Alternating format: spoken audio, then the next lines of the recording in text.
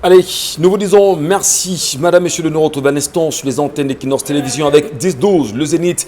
Quel instant commence avec vous, comme à l'accoutumée, tous les jours de lundi à vendredi, de 10h à 12h. Et effectivement, pour ce jour important, le Cameroun, ça bouge encore avec des sujets aussi cruciaux, mais surtout l'attitude, la température, l'atmosphère, le climat politique actuel au Cameroun.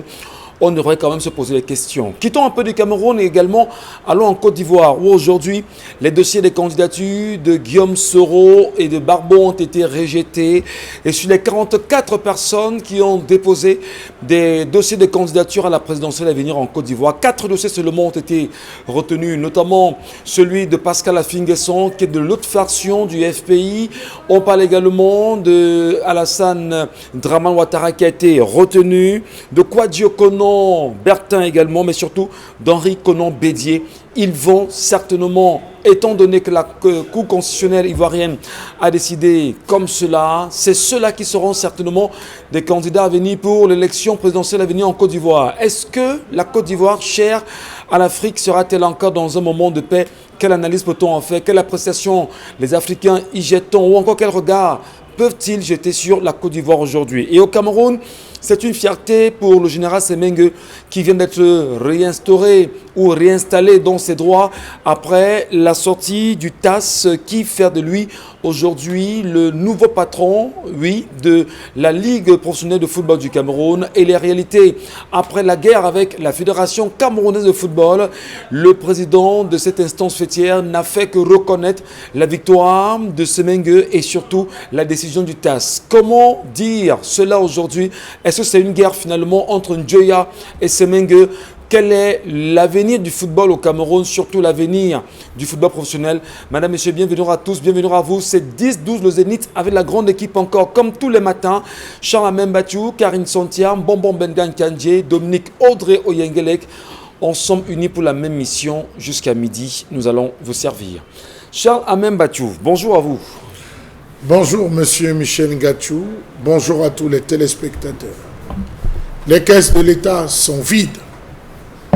Les caisses sont tellement vides qu'on réussit à pénétrer certains fonds officieux pour récompenser les amis et surtout se préparer à comprimer et à oppresser le peuple qui veut se lever.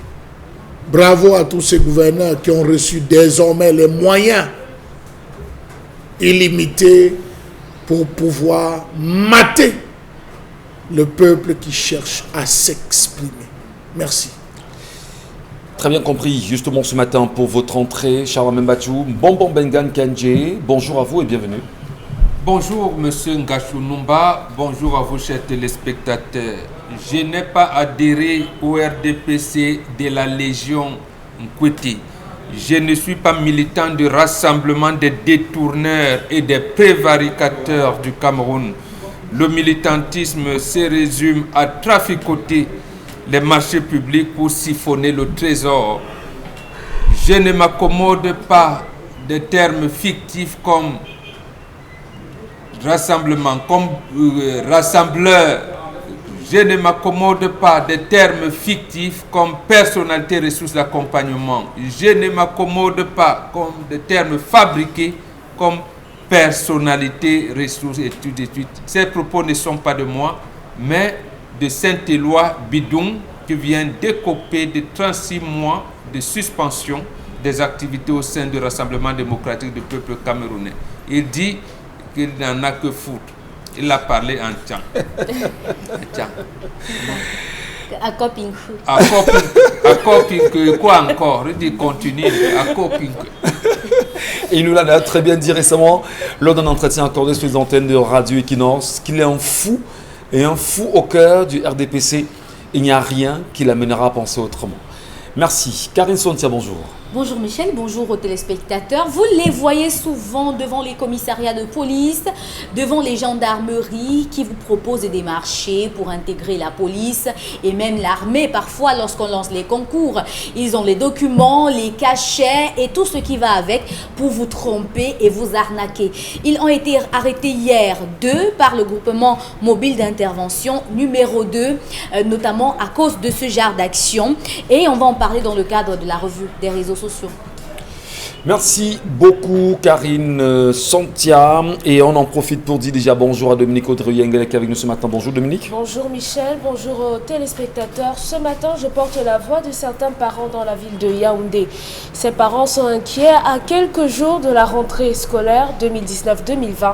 Ils sont inquiets de savoir où iront leurs enfants parce que leurs enfants n'ont pas eu à composer pour la fin de l'année et ils ne savent pas est-ce que leurs enfants vont reprendre, est-ce qu'ils vont avancer.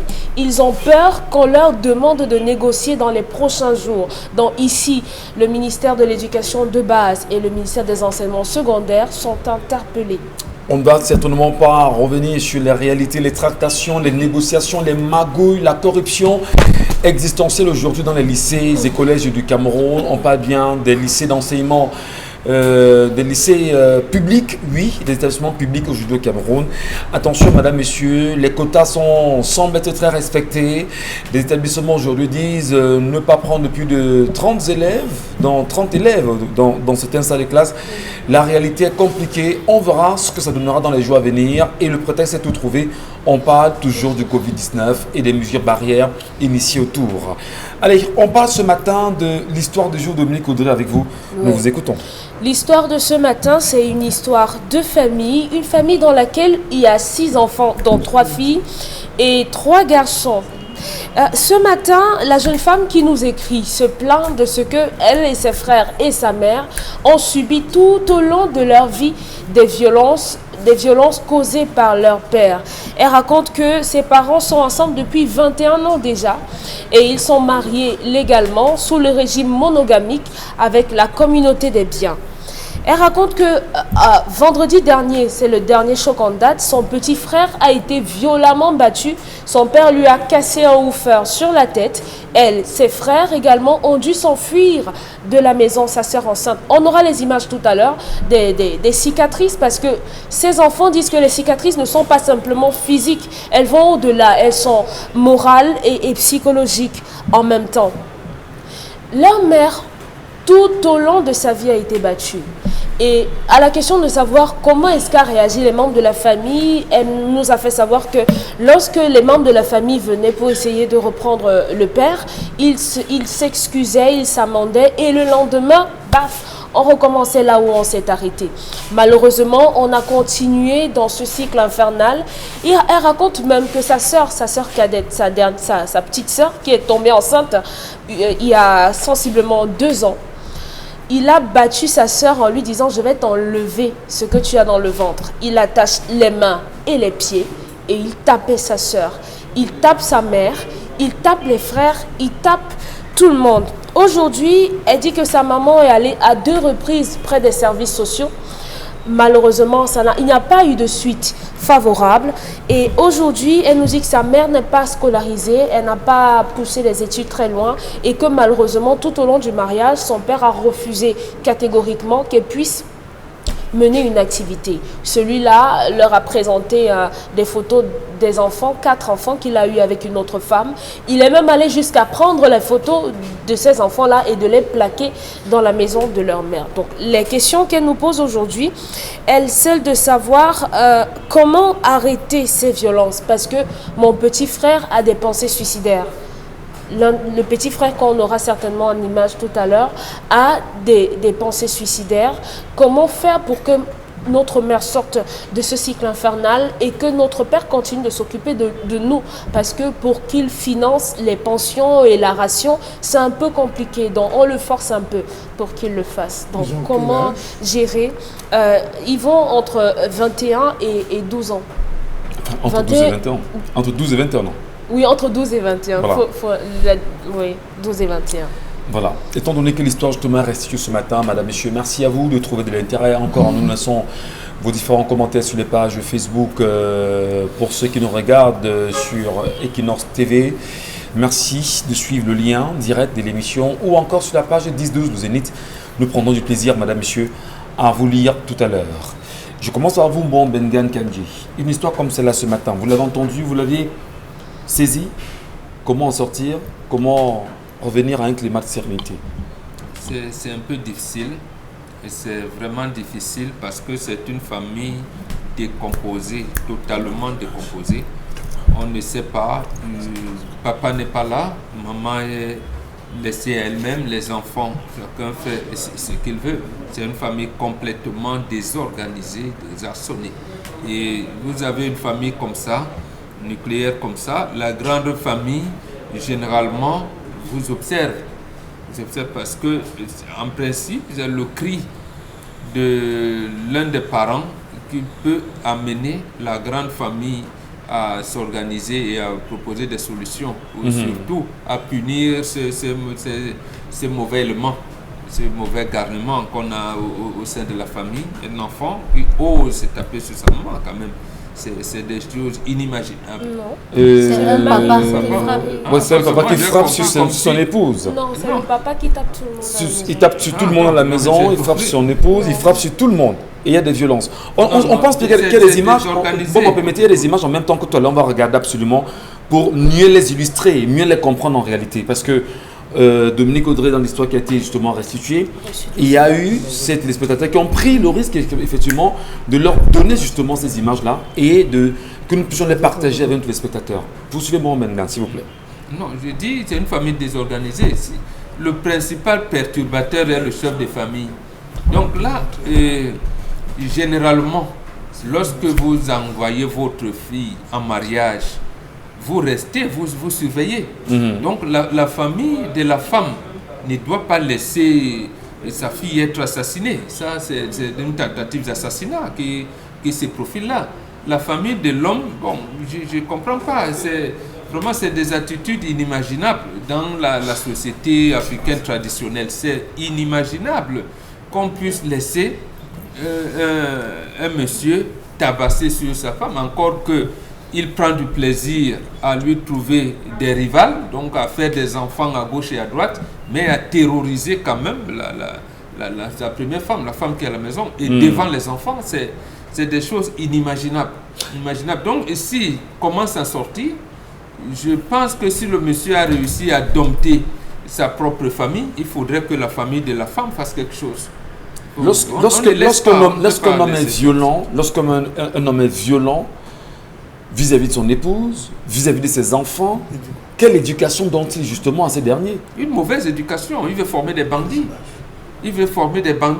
On dit toujours que notre tradition, on ne tape pas sur les femmes. Ne tapez pas sur la femme, notre mère. C'est ça j'allais dire la formule de base.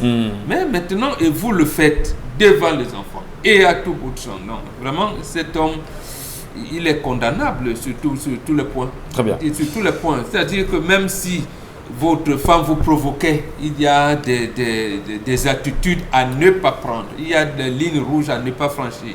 Et celui-ci, non, il mérite. Maintenant, si même de côté, parce que je sais que les familles aujourd'hui sont occidentalisées, l'argent ne sert pas à grand-chose ici, vous rendez pratiquement auprès du tribunal le plus proche. Vous voyez, le juge d'instruction, aujourd'hui, les plaintes n'ont même plus de timbre. Donc vous saisissez n'importe quel procureur, n'importe quel juge d'instruction. Vous interpellez, vous faites interpeller votre mari. Il dit encore qu'il y a des témoins. Merci Mbombo. Merci. Je sais en même temps qu'il y a pas mal d'enfants qui nous regardent aujourd'hui et qui peuvent comprendre que papa parfois soit très violent à la maison, au point d'être violent même sur maman, y compris les enfants. Karine Santia, est-ce que c'est de nature justement à sauver l'éducation de ceux qui arrivent et sauver même l'éducation de ceux qui viendront sur des générations, parce que ça peut avoir un impact, ça peut aller plus loin quand même, non? Il n'y a rien à sauver, c'est pas un papa responsable. Et j'ai très mal parce que les gens n'ont pas compris que lorsque vous donnez votre fille en mariage chez quelqu'un, il ne faut pas donner cette liberté-là à la personne. autant de liberté à quelqu'un qui pense que votre fille est un tam-tam, un tambour, ou alors, je ne sais pas trop, un balafon, ça commence à devenir n'importe quoi.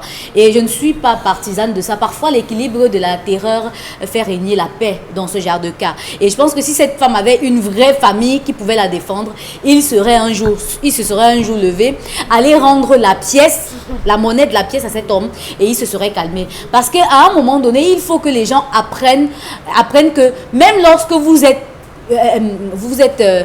sujet à des souffrances dans votre couple en tant qu'homme, parfois la solution même c'est de sortir de la maison, partir faire un tour et revenir. Il n'y a pas de colère qui ne se calme pas. Il n'y a pas de colère qui ne se calme pas. Et lorsque vos enfants ont déjà 21 ans, vous continuez à battre sur leur maman. C'est pour dire quoi? Il y a quand même un âge où il y a certaines choses qu'il ne faut pas faire devant les enfants. Quand quelqu'un a 21 ans, déjà, si... Même déjà battre, est-ce que c'est raisonnable? Je vous dis qu'à 21 ans, un papa qui tape sur sa femme devant son enfant est capable de recevoir les coups de cet enfant. Vous voulez faire mention, Dominique Audrey? Elle mentionne qu'elle a posé la question à sa mère et sa mère lui a dit qu'on a commencé à la battre quand la fille, la première, avait 2 ans. Est-ce que ça veut dire justement que les mamans supportent beaucoup dans les familles? Je ne sais pas pourquoi elle est restée là. C'est le syndrome de Stockholm. Elle a fini par être amoureuse de son bourreau parce qu'elle appelle ça mariage. C'est vraiment désolant. C'est vraiment désolant qu'on vive là. Et lorsque l'enfant explique que maman n'est pas allée à l'école, ça n'a rien à voir. Rien n'explique l'autre. Que vous soyez allé à l'école ou pas, vous avez les mêmes droits que tout le monde. Vous avez les mêmes responsabilités envers la société. Si vous faites un enfant, vous avez le devoir de l'éduquer. Si vous faites un enfant, vous avez le devoir de l'envoyer à l'école. Donc, aller à l'école ou pas n'explique rien. Ce que cette femme a fait, c'est d'accepter d'être violentée pendant tout ce temps. Et je vous assure que s'il y avait eu l'équilibre de la terreur, cet homme aurait arrêté. Mais non, quand même. Non, je dis, s'il y avait eu équilibre de la terreur, entre la dame et le monsieur. Je vais expliquer une fois l'histoire. L'histoire d'un monsieur qui frappait sa femme à un point où la femme, un jour, elle a perdu l'usage de ses oreilles. Oui. Et pour finir, la famille de la femme a rendu la pièce à ce monsieur en le frappant de sorte qu'il perde un œil. Et depuis, ils sont dans leur couple, il n'y a plus eu de problème. Mais vous n'allez quand même pas... On ne va pas le dire. On fera pas l'apologie de la violence quand même. Ce n'est pas une affaire d'apologie de la violence. Je vous le dis bien. Vous n'allez pas empêcher à cet enfant-là aujourd'hui ou en vouloir à cet enfant si un jour son papa lève le pilon sur sa maman et que l'enfant prenne la machette. Vous n'allez pas en vouloir à cet enfant parce qu'il a été témoin de cela toute sa vie. Quel genre de relation sociale est-ce que vous voulez qu'un enfant qui a vécu dans ce genre d'environnement ait avec les camarades de classe, avec les amis, les collègues au bureau, avec les camarades en fac, avec les voisins? Quel genre de relation est-ce que vous voulez que cet enfant construise dans sa vie? Mais qu'est-ce qui peut contraindre la dame à rester dans ce foyer? Je ne comprends pas. Non, il y en a qui vont vous dire en tant que maman que non, il y a des enfants et il faut absolument les sauver. Jusque-là, on ne sauve pas les enfants en restant dans un foyer violent. On ne sauve pas les enfants. En fait, l'explication, c'est qu'on les tue. En fait, si c'est un de ces enfants commence déjà à avoir des pensées suicidaires, dites-vous qu'un jour, il va arriver au bout. Si elle ne quitte pas, il faut montrer aux enfants qu'on peut espérer mieux. On peut vivre mieux. L'attachement émotionnel n'est pas le résultat dans ce genre de choses. C'est comme si elle était accrochée à son mari, accrochée à quelque chose qu'elle-même n'arrive pas à maîtriser. Peut-être elle veut changer son mari, elle veut te l'amener à changer, mais pas quelqu'un depuis plus de 20 ans qu'ils sont mariés. 19 ans de chicote, vous faites ça comment? Il dit, la prochaine fois que vous allez le faire, vous serez tranquille dans votre coin, vous n'aurez même pas de problème avec moi et je vais vous donner votre dose. Parce que dans ce genre de situation... Mais pas vous quand même, Carly Cynthia. Non, mais pas vous quand même. Je parle de moi particulièrement. Ah mais non, parce que j'ai horreur, s'il vous plaît, j'ai horreur de la violence. Et autour de moi, toutes les personnes qui ont été victimes de violence ont perdu quelque chose dans leur vie. Parfois, c'est des problèmes mentaux qui ne se résolvent pas. Juste une C'est-à-dire que vous voyez une femme, il suffit que vous la touchez un peu pour qu'elle surssaute. Parce que tout ce qu'elle a connu dans sa vie, c'est « Viens ici, tu as encore fait ça, on tire par les cheveux. » Non, à un moment donné, il faut une réaction. Si ce n'est pas la justice, vraiment, il faudra que vous preniez le taureau par les cornes et que vous réagissiez. Parce que la violence, comme je le dis, toutes les relations qui sont bâties sur la violence n'entraînent que le chaos. Et ces enfants-là sont le chaos de ce couple-là, s'ils ne sortent pas de cet engrenage. Merci beaucoup. Charles Amel Mbachou, qu'est-ce qui peut justifier la violence chez un homme au point de de l'implémenter partout. Sa femme, ses enfants, sa famille, ça ne désorganise pas la cellule sociale de votre point de vue? Alors, monsieur Gatchou, il faut commencer par tirer un coup de chapeau à cette femme. Il faut lui tirer un coup de chapeau parce qu'elle a respecté la procédure qui voudrait que, en dehors d'encaisser, on se plaigne à la famille. Que la famille maintenant prenne les responsabilités qui sont les siennes pour protéger d'abord leurs filles et leurs belles-filles. Sauf que on a affaire à une famille lâche. Laquelle? Celle de Les deux familles, il y a aucune, les deux familles sont extrêmement lâches de ne pas préserver la vie de leurs filles, de leur épouse et de leurs petits-fils. Donc, à ce niveau, il y a un sérieux problème. Mais, M. Michel Gatchou, pour répondre directement à votre question, il y a des hommes qui, une fois qu'ils épousent leur femme, charment leur femme et pratiquent sur leur femme. Il faut le dire. Vous avez des hommes... Pardon? Pourquoi ils ne partent pas? Non, ils pratiquent sur leur femme pour que leur femme leur reste soumise. Vous avez des gens qui vont consulter des marabouts, on lui remet des organes, on lui remet des potions, il rentre. D'autres vont jusqu'à mettre même des choses dans le sexe de leur femme. Beaucoup de femmes marchent, elles ne savent pas qu'elles portent des choses. Pour un peu qu'elles trompent son mari, il y a beaucoup de choses qui arrivent, M. Michel Gatchou. Ça, il faut le dire. Vous allez prêter le flambeau aux charlatans non, également ce matin, aux féticheurs, qui vont trouver le prétexte maintenant de dire à toutes les femmes que porter des choses en vous. Il faut dire des vérités. Vous avez eu des femmes qui sont allées coucher dont le sexe est resté bloqué. Ça se fait traditionnellement. Il y a des femmes qui sont allées coucher, elles sont rentrées, elles ont directement commencé à saigner. Elles n'ont plus jamais arrêté de saigner tant qu'elles n'ont pas dit la vérité à leur mari. J'ai dit qu'il y a des hommes qui font des choses à leur femme, sur leur femme, à leur insu. Les femmes, beaucoup de femmes ne savent pas. Il faut dénoncer ça aussi, c'est bantou, M. Michel Gatchou. Donc, cet homme, c'est là où il tient sa femme. Il sait là où il tient sa femme. Il peut te faire subir tout. Tu ne partiras pas. Je veux vous dire qu'il y a des hommes même qui vont jusqu'à donner le somnifère à la femme pour les coucher. Du moment où elle est ignorante, où elle est inconsciente de ce qui se Ce n'est pas passe. une question d'ignorance, monsieur Michel Gatchou. Il y a des gens qui n'ont vécu que dans ce monde-là. Le monde de la méchanceté, le monde des marabouts et des consorts. Je dis bien marabout, je ne parle pas de prêtre traditionnel, prêtre bantou, excusez-moi. Parce que là, je sais comment les gens vont réagir. Je parle des marabouts, des charlatans qu'on rencontre. Oui, parce que si vous arrivez vers chez un grand prêtre, il vous dira, je ne peux pas faire ça. Il y a des choses que je peux faire, des choses que je ne peux pas faire. Ça, je ne peux pas faire. Allez voir ceux. Il y a ceux qui ne disent que le mal, M. Michel Gatchou. Vous êtes prêt à recevoir 200 000 pour tuer, il est prêt à recevoir 300 000 pour envoyer les abeilles et tout. Il y a des gens comme ça qui fonctionnent. Donc, cet homme a mis sa femme sous son emprise. Il tient sa femme. Elle ne peut aller nulle part. Parfois, vous avez des discussions avec les femmes. Vous voyez un ami qui dit avec sa femme, il dit que tourne, tu vas tourner. Tourne, monte même, saute comme la tisse. Je suis là, je t'attends, tu vas revenir. Parfois, la femme sort, elle s'en va et dit que taisez-vous, ne vous gênez pas, elle va revenir. Ils tiennent de la même façon que certaines femmes tiennent leur mari, il y a des hommes qui tiennent. Donc maintenant, et vous saluez justement la femme tout à l'heure, vous estimez qu'elle a pris la peine de se faire entendre. De se faire entendre, elle a respecté la procédure. Comment sauver dans les enfants qui sont les siennes? Monsieur Michel Gatchou, à l'heure actuelle, il faudrait qu'on libère d'abord la femme. Pour qu'elle ait le courage de sortir de la maison, elle ne peut pas. Elle est liée, monsieur Michel Gatchou. Elle est liée, je peux vous dire qu'elle est liée. Elle ne peut pas partir. Il faudrait, parce que la première chose, si une chose pareille arrivait chez moi, première chose, je sors d'abord les enfants de là. Les enfants de là, même si tu es épousé, même si tu as doté normalement, en cas de situation, je récupère d'abord mes enfants. Je récupère les enfants, je laisse. Vous, le grand-père? Oui, je récupère d'abord les enfants, j'attends. 6, 7 mois, ça ne change pas. Je viens un matin, je te dis en face que je suis venu enlever ma femme. Maintenant, je n'enlève pas pour rentrer à la maison. Ta fille ou ta femme? Je dis ma femme. Ah, très bien. J'enlève ma femme. Je suis dans la posture, monsieur Michel, de la famille de l'homme. Hein. Je ne suis pas dans la posture de la famille de la femme. Très bien. J'enlève ma femme. J'enlève ma femme, je rentre avec elle. Ce n'est plus pas pour qu'elle rentre à la maison. Je l'amène là, il faudrait la nettoyer. Parce que beaucoup d'hommes, je peux vous assurer, aujourd'hui à la ménage, les femmes restent, elles sont sous l'emprise des hommes. Les hommes ont désormais, beaucoup d'hommes ont désormais appris à aller chez le marabout chercher comment bloquer la femme, que la femme ne vole pas, qu'elle n'ait pas de nouvelles idées, je peux vous le dire.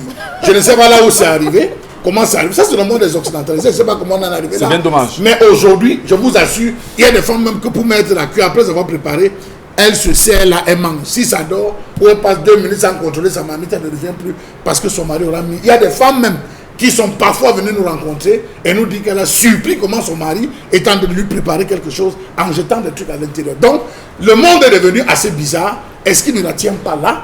C'est la question qu'il faut se poser.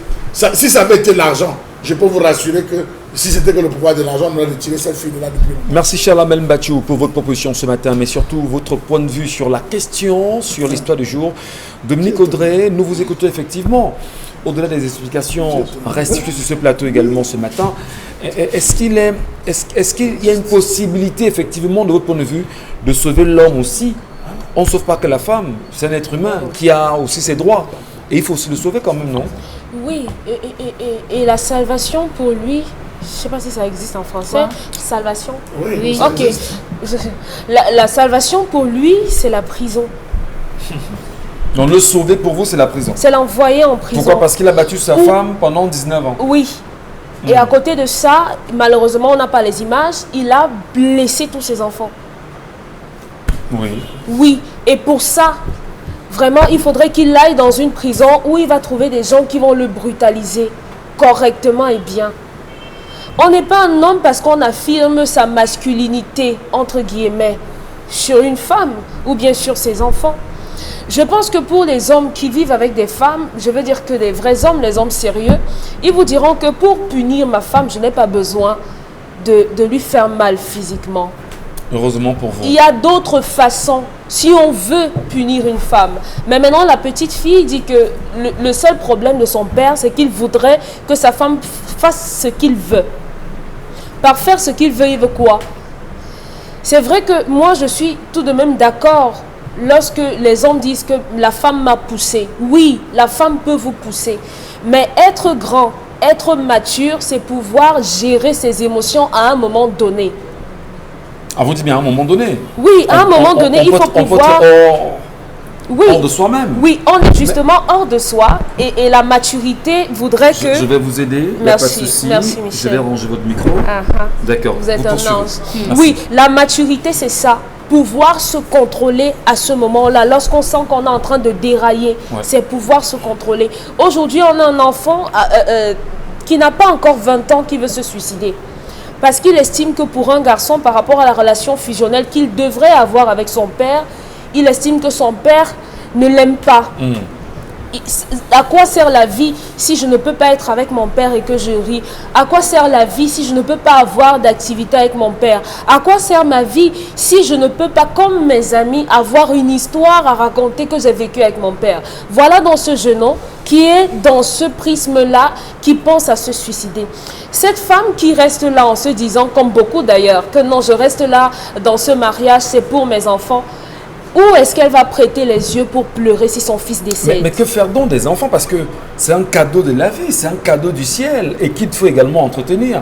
Peut-être elle n'a pas de suite favorable pour elle, peut-être pas de nouveau domicile. À ce moment, comment est-ce qu'on peut faire pour se ménager soi-même? L'histoire de cette femme est la preuve palpable que notre ministère des Affaires sociales a encore et lamentablement échoué.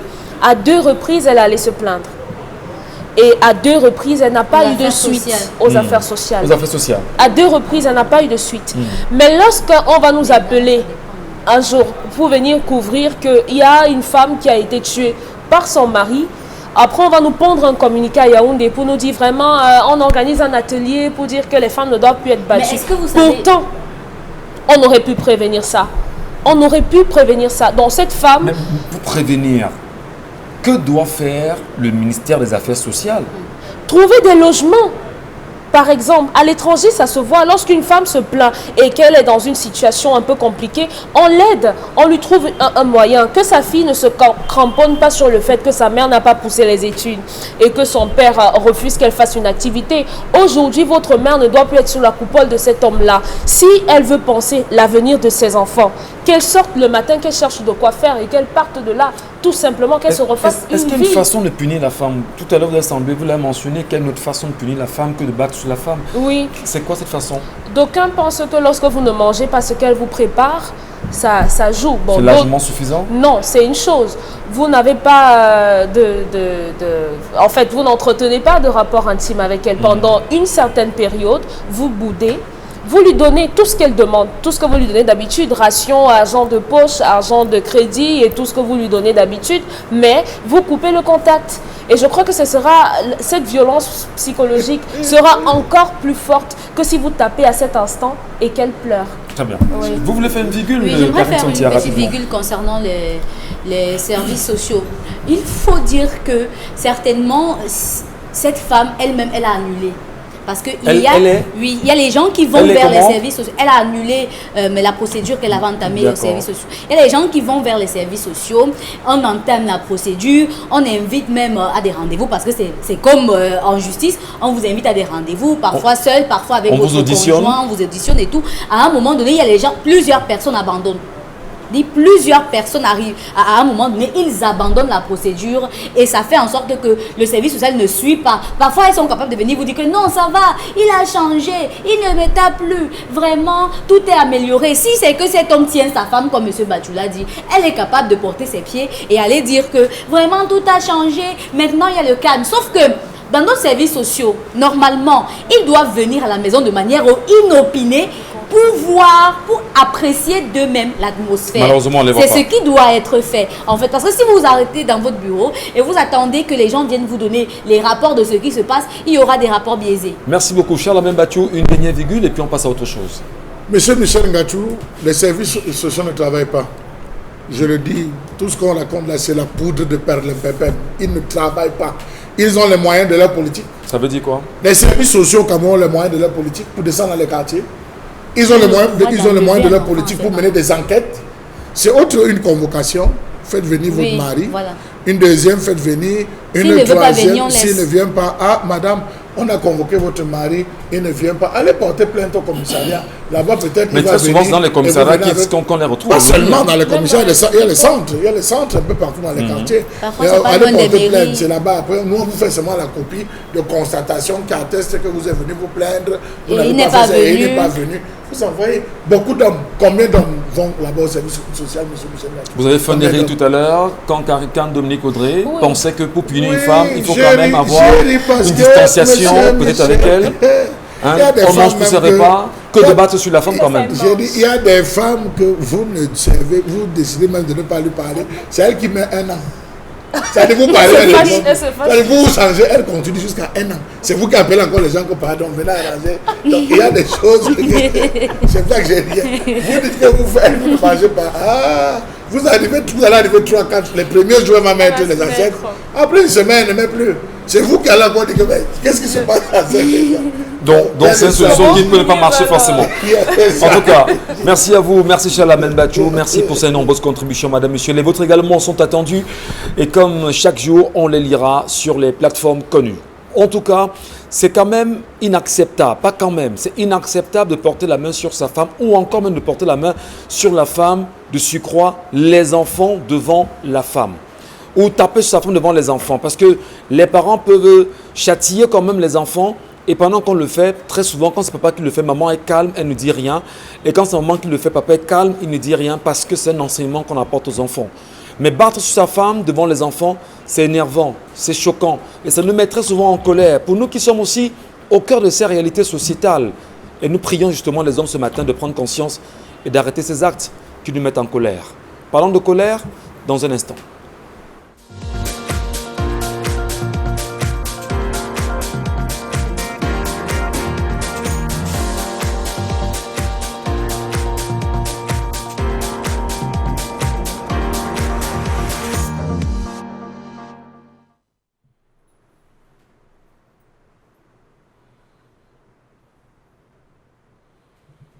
Je m'interroge ce jour sur la question du timbrage des documents page par page désormais obligatoire dans ce pays. Comment comprendre ce jeu trouble du ministère des Finances en complicité avec la direction des impôts sur le dos des pauvres contribuables camerounais? Comment comprendre le fait pour le directeur général des impôts de rappeler que tous les documents dont on a posé uniquement les timbres au recto doivent désormais se faire sur chaque page, recto comme verso. Ça suppose que vous allez faire légaliser, faire une demande. Si elle doit être légalisée et que vous avez écrit de l'autre côté, eh bien vous allez apposer un thème ici et un thème de l'autre côté. Ça c'est une page et là c'est une autre page. D'où vient-il dans ce pays que les droits de timbre soient perçus par page et selon les dimensions du papier? Si cela avait existé avant, pourquoi a-t-on abandonné? A-t-on commencé à ne prendre que sur une seule face et décidé subitement, comme si c'était une révélation prophétique, de faire désormais valider l'autre face? Pourtant, le Code général des impôts, lorsqu'on le parcourt, ne prévoit pas ce que veut faire appliquer le directeur général des impôts. À lire, à relire, à parcourir, on ne voit pas un endroit où cela est mentionné dans le Code général des impôts. Or, une décision administrative n'est pas supérieure à la loi. En l'espèce, la loi parle de feuilles, c'est-à-dire c'est la feuille qu'on timbre et non les pages d'une feuille. D'où vient-il que le directeur général des impôts voudrait bien désormais obliger tout le monde à faire légaliser page par page, pourtant on parle de feuilles. Si vous avez un document de 7 feuilles où vous devez automatiquement poser le timbre sur le verso des autres documents, cela ira dans quel compte? En d'autres termes, si vous avez une correspondance de 3 pages et que vous devez y mettre un timbre de 1000 francs sur la première page, comme c'était le cas jusqu'ici, vous devrez désormais mettre un timbre de 1000 francs sur chaque page, ce qui fera pour vos 3 correspondances 3000 francs CFA au final. L'argent se fera, dit-on, il faut renflouer les caisses de l'État. Parce que les caisses sont vides. Savez-vous que d'après l'article 439, les prix des papiers timbrés fournis par la régie et les droits de timbre des papiers que les redevables font timbrer sont fixés par chaque État selon les dimensions suivantes. Papier registre 54 x 42 cm, papier normal 42 x 27 ou 29,7 cm, demi-feuille de papier normal 27 cm ou alors 29,7 x 21 cm. Savez-vous encore que d'après l'article 445 du Code, qui dispose qu'il n'y a point de droit de timbre supérieur à 1600 francs CFA, ni inférieur à 300 francs CFA. Ce n'est pas moi, c'est l'article 445 du Code qui dispose qu'il n'y a point de timbre supérieur à 1600 francs CFA, ni inférieur à 300 francs. Quelle que soit la dimension du papier, soit au-dessus du papier registre, soit au-dessous de la demi-feuille de papier normal. C'est l'article, c'est pas moi qui le dis. Sur quoi donc repose une telle décision du directeur général des impôts? L'a-t-on voté au Parlement camerounais? Dans tous les cas, au niveau de la poste même, m'étant renseigné, l'enveloppe timbrée c'est 1500 francs, dont 500 x 3. Grosse escroquerie politique dans ce pays. Comment comprendre que la réparation des fautes de gestion des administrateurs soit d'appauvrir davantage la population pour dominer sur elle pendant longtemps? Il est clair que le gouvernement camerounais vit de l'appauvrissement du peuple.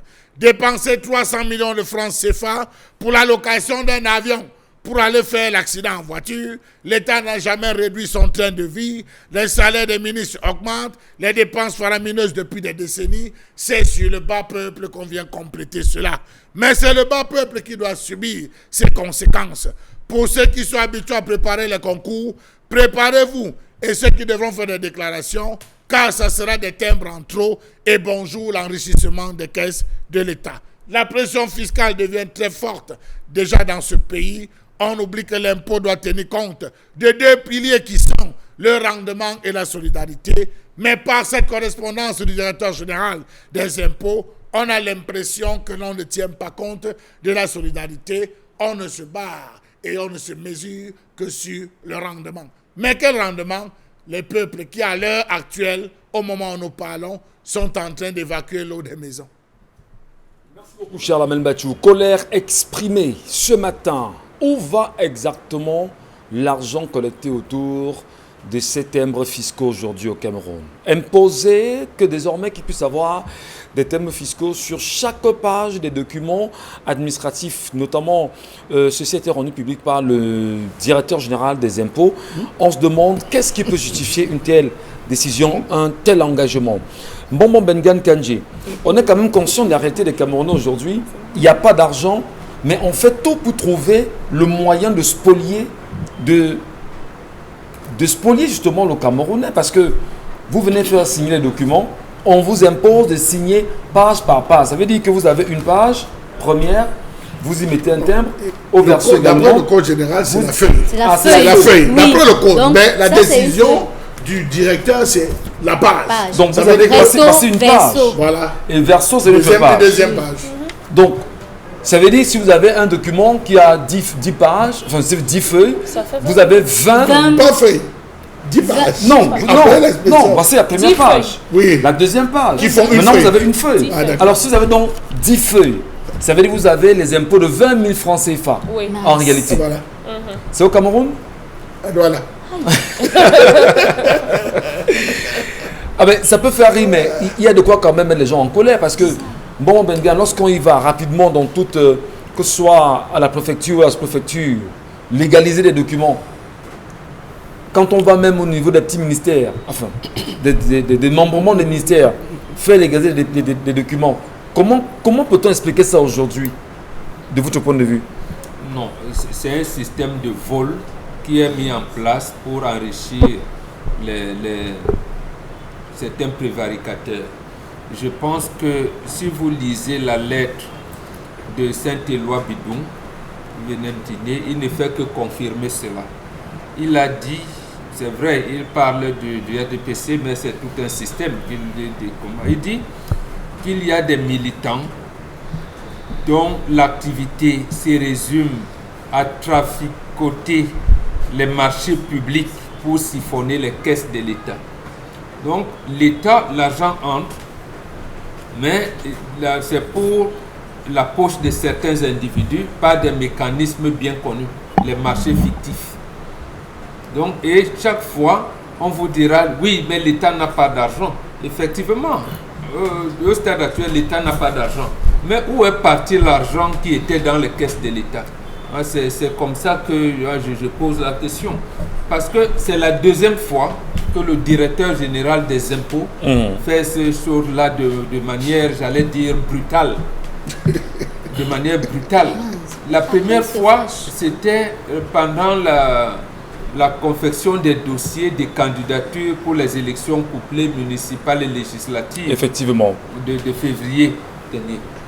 Il a imposé une taxe foncière à tous les candidats.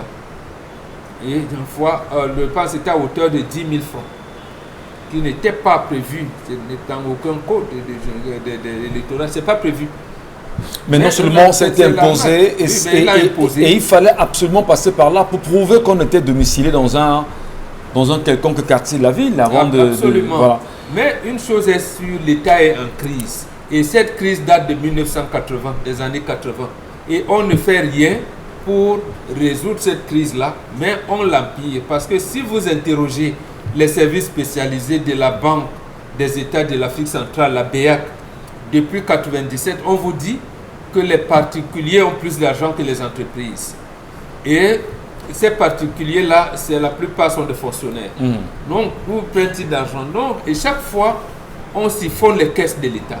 On siphonne les caisses de l'État et on vient arnaquer la population. Mais quel est cet État qui est devenu voyou au point d'arnaquer les populations? Et chaque fois, c'est la même chose. On lance donc les concours à tout vent. Il y a 30 concours. Voilà, concours des hauts et forêts dont on sait que les gens ne seront pas recrutés.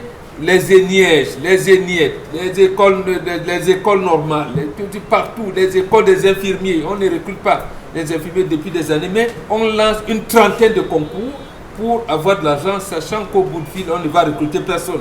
Donc, voilà l'arnaque où on se trouve. Une activité dangereuse quand même, bon, Bengan. Karine Santia, comment vous l'interprétez justement cette colère-là ce matin exprimée? Il y a Et il y a lieu d'en sortir? Si oui, est-ce qu'il y a un mécanisme à mettre en place? C'est le peuple qui va choisir s'il veut sortir. Hein. Parce que si vous ne voulez pas sortir, vous restez tranquille et vous payez ce qu'il faut payer. Est-ce que le peuple d'avoir une conscience justement? Est-ce qu'on communique justement? Pourquoi est-ce qu'on ne communique pas? Nous le faisons. Mais vous savez non, je parle du ministère du directeur général qui a pris une décision comme celle-là. Que font justement les élus? Je veux dire, les élus de la nation, les députés en réalité, pour regarder l'action gouvernementale et dire, mais il y a de l'arnaque, ici il y a du vol et de l'escroquerie. Mais ce sont les employés des ministres. Oui. Comment ça? Ce sont les employés des ministres parce qu'ils n'ont même pas le droit de proposer une loi, ces gens. Leur travail, ils font quoi? Parce que le ministre, avant d'arriver, il sait déjà toutes les questions que vous allez lui poser. Du coup, quand il vient là, il ne travaille pas pour vous, il n'a pas de compte à vous rendre. Moi, je ne trouve pas ce que ça va donner là. De toutes les façons, si vous êtes dans un pays comme le nôtre, où on vous dit que pour faire timbrer vos documents, je vous explique le nombre de Camerounais qui vont dans les préfectures par mois au Cameroun pour faire enregistrer des associations. Et l'association, c'est le statut, le règlement intérieur, la fiche du nombre de membres de l'association, la fiche du document qui montre le nombre de signataires bancaires de l'association, et ainsi de suite. Ça fait un document qui est parfois même 30-50 pages. Vous devez faire signer chaque document, chaque page, 50 fois 1000 francs. Si on en vient justement à cette application, oui. c'est très grave quand Maintenant, même. Hein. si vous avez des documents que vous avez fait imprimer recto verso, ça va vous faire 50 fois 2, donc 100. Imaginez dans quelle incongruité est-ce qu'on se trouve. Vous vous retrouvez dans un état où, même pour faire des choses qui vous reviennent de droit, imaginez que vous voulez adresser une correspondance au préfet du département du Vouri et que dans votre correspondance, vous faites l'erreur que cette correspondance traverse la première page. Donc, vous écrivez en verso. Vous allez faire timbrer le recto et le verso. Ça va faire 2000 francs pour que votre document puisse entrer à la préfecture.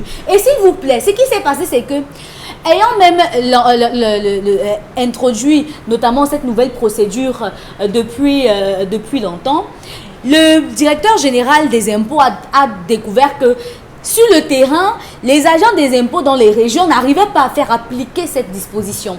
Du coup, il s'est même fâché en sortant cette correspondance le 7 septembre en disant que il m'est donné de constater que vous ne faites même pas d'abord respecter cette procédure-là. Est-ce qu'il est conscient et lui vit au Cameroun? Il croit quand même que c'est facile. Mais les gens ramassent l'argent au sol comme on dit parce souvent. qu'il sait que quand il va dire n'importe quoi, nous on va faire. C'est parce qu'il vit au Cameroun. Et comme grave. si ça ne suffisait pas, on a aligné les élections municipales et législatives et maintenant on intègre les régionales. Ça fait encore un ensemble de timbres à vendre aux citoyens. Donc ça fait beaucoup d'argent qui va entrer dans les caisses de l'État et qui parfois n'auront même pas d'issue. Parce que après on va vous allez demander à savoir où est-ce qu'est parti cet argent, mais on ne va pas vous donner de rapport. Vous êtes même d'abord qui pour demander les comptes à rendre à l'État du Cameroun? Vous êtes qui? Un simple citoyen? Marchez alors, on va voir, parce qu'on va vous traquer. Et encore que les gouverneurs ont l'autorisation aujourd'hui de vous arrêter, vous n'avez pas le droit de parler. On vous marche sur la tête au Cameroun. Et c'est d'autant plus compliqué que lorsqu'on sort ce genre de notes, on ne fait pas en sorte que ça soit connu par tout le monde. Vous allez sur la page de la Direction Générale des Impôts, vous allez voir que c'est 2 likes, 2 commentaires. Cette publication qui date du 7 septembre. Et pourtant, ça engage tous les Camerounais. C'est très grave. Dominique Audry, c'est quand même grave au point où, Karine, pour reprendre sa chute, dit que ça engage tous les Camerounais. Où sont les Camerounais quand de pareils engagements sont pris sur eux, contre eux et par eux-mêmes? Ils sont chez eux, il est en train de pleuvoir, chacun est sur sa couette. Ils attendent. Lorsqu'ils auront ce besoin-là, ils vont aller, on va leur demander 2000. Ils vont aller sur Facebook, ils vont faire des publications, ils vont insulter, ils vont bavarder, mais après ils vont payer. C'est ça les Camerounais que vous cherchez là aujourd'hui. Le problème qu'on peut avoir contre les personnes qui nous gouvernent, qui ont la gestion du pays aujourd'hui, c'est le manque de considération, appelez ça comme ça. Parce que même lorsqu'on a un père à la maison et qu'on a des enfants sous notre coupole, avant d'envoyer ses enfants en vacances chez une quelconque tante, ou bien avant de diminuer même l'argent des beignets, vous dites à vos enfants que parce que vous avez fait ceci, fait cela, ou bien parce que papa n'a plus de travail à cause du confinement, le salaire va baisser. Dans votre argent de beignets, ce ne sera plus ce que c'était avant. Mais puisque les Camerounais ne valent rien, puisque les Camerounais ne signifient rien, et puisque les Camerounais ne peuvent rien faire, rien du tout. Mais vous y croyez vraiment que les Camerounais ne peuvent rien faire? Non, ils ne feront rien. Est-ce que ça date du 7 septembre? Est-ce qu'ils sont d'abord au courant de cette histoire? Parce qu'ils ne veulent pas chercher. Vous savez où sont leurs priorités. Ils sont en train de faire les dossiers, non? Oui, voilà. Quelques-uns. Il y en a qui consultent les dossiers. Quelques-uns. Mais est-ce qu'en consultant les dossiers, vous ne vous rendez pas compte qu'il y a... Depuis que vous parcourez la toile, vous avez vu cette information? Nous, on l'a depuis la semaine dernière. Qui est-ce que ça émeut? Personne. Les intérêts sont ailleurs. On veut discuter, tel est d'ici, tel n'est pas de là. C'est là où leur problème est. Alors que, comme on disait hier, ici, il y a d'autres problèmes qui nous engagent et qui vont nous mettre des cales plus tard. Et voilà ça. Monsieur le DGI, Monsieur Popa, je crois que c'est son nom, Popa. Oui, c'est Mopa Fotwin. Mopa Fotwin, voilà. A manqué un peu de tact. Manque un peu de tact parce que lorsque vous lisez le temps même, lorsque vous essayez de lire entre les lignes, cette demande, cette nouvelle formule, cette nouvelle façon de faire, vous voyez un peu comme si c'était des ordres qu'on donnait. Et à la fin, il mentionne, si jamais il y a un problème, faites-le moi savoir. Mais désormais, c'est comme ça que les choses doivent se faire. On ne peut pas fonctionner comme ça, étant entendu que... Et pourtant, ça pourrait passer par l'Assemblée d'abord. Ça peut être un projet de loi. On revote, on repense. Parce Est-ce que c'est ce sont les gorilles? En réalité, c'est quand même la survie, la vie des Camerounais. Non. Est-ce que ce sont les gorilles? Vous voulez parler de quelle assemblée? Avec qui à cette assemblée? Non, mais attendez, on a quand même une assemblée nationale. C'est une institution qui a des députés. Qui débat sur les maisons des gorilles. Ben, bien sûr qu'il y a des députés. Donc, c'est une question qui interpelle la nation entière aujourd'hui. Parce qu'eux-mêmes, ces députés, doivent s'accommoder. Ils n'ont pas de problème avec ça. On dit que pour vivre avec des gens, il faut savoir comment ils sont.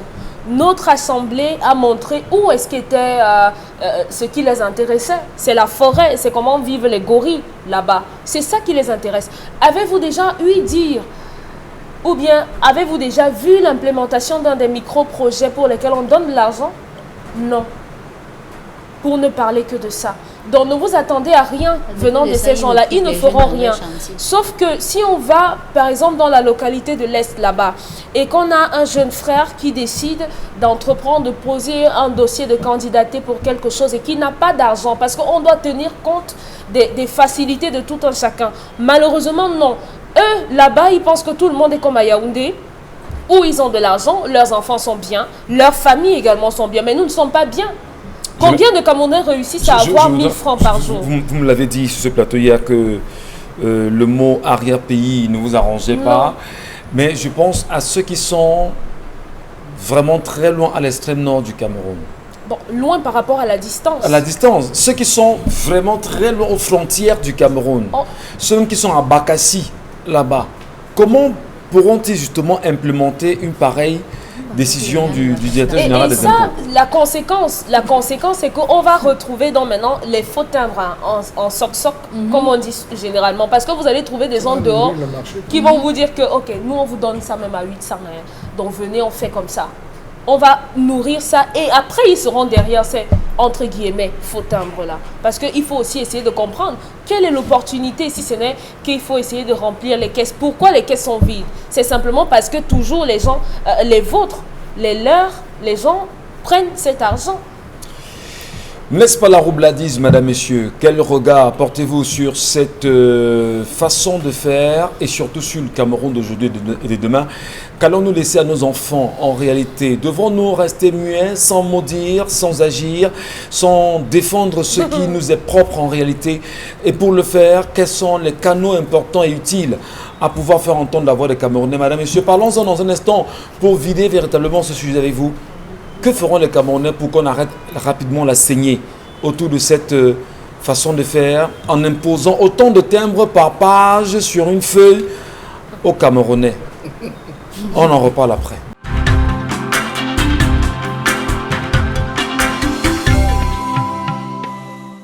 Bon retour, madame, messieurs, sur les antennes Equinox Télévision. 10-12, le Zénith se poursuit encore avec vous, comme à l'accoutumée, et la grande équipe au complet pour poursuivre les débats ou encore les sujets qui nous interpellent et nous intéressent également. Nous en profitons pour saluer tous ceux qui, à l'instant, se connectent sur Equinox Télévision. Merci à vous, merci pour la fidélité. Et ensemble, on doit toujours penser à reconstruire ce pays qui est, comme on aime à le dire, en lambeaux pratiquement. Charles Amel Bathiou, la réalité aujourd'hui, vous l'avez très bien exprimé dans votre colère, c'est que pour se faire légaliser maintenant le document, il faut y apposer par page des timbres de 1000 francs par page sur une décision justement du directeur général des impôts du Cameroun. Le ministre des Finances est muet sur la question. Va-t-on dire qu'il y a des complicités dans le sérail pour spolier autant les Camerounais sur des questions aussi simples, sur des éléments aussi simples et s'enrichir? Pourtant, on dit vouloir enrichir les caisses de l'État qui n'a pas d'argent aujourd'hui. Je vous prendrai je ferai une paraphrase ou une illustration. Lorsque le pasteur tombe malade, les fidèles cotisent. Mais lorsqu'un fidèle tombe malade, le pasteur prie et on demande un neuvaine pour la guérison. Voilà ce vers quoi nous sommes en train d'aller.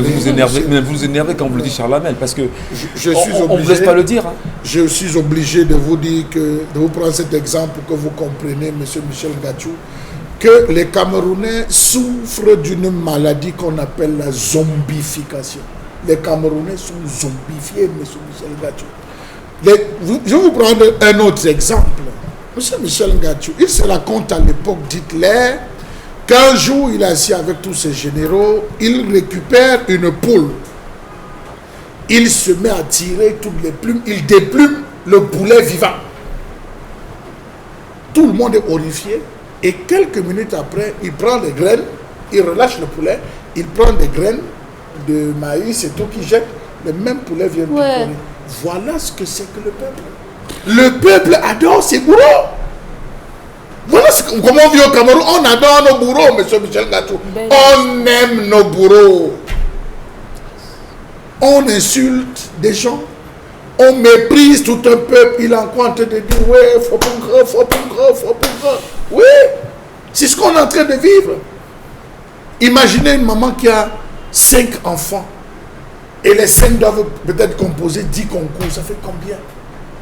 Ça fait combien, M. Michel Gathiou? Restons dans le carnaval des impôts. Ça va faire combien, M. Michel Gathiou, à dépenser? S'il a un coiffeur, l'autre doit faire ci, il doit faire ça, avec les reclassages par catégorie. Non, j'estime que on sait, ils savent que le peuple camerounais est un peuple de peureux, est un peuple amorphe, est un peuple qui fia le sissa. Excusez-moi, je parle comme qui fia le sissa. Le peuple est baïonné, Chabanel. Non, monsieur,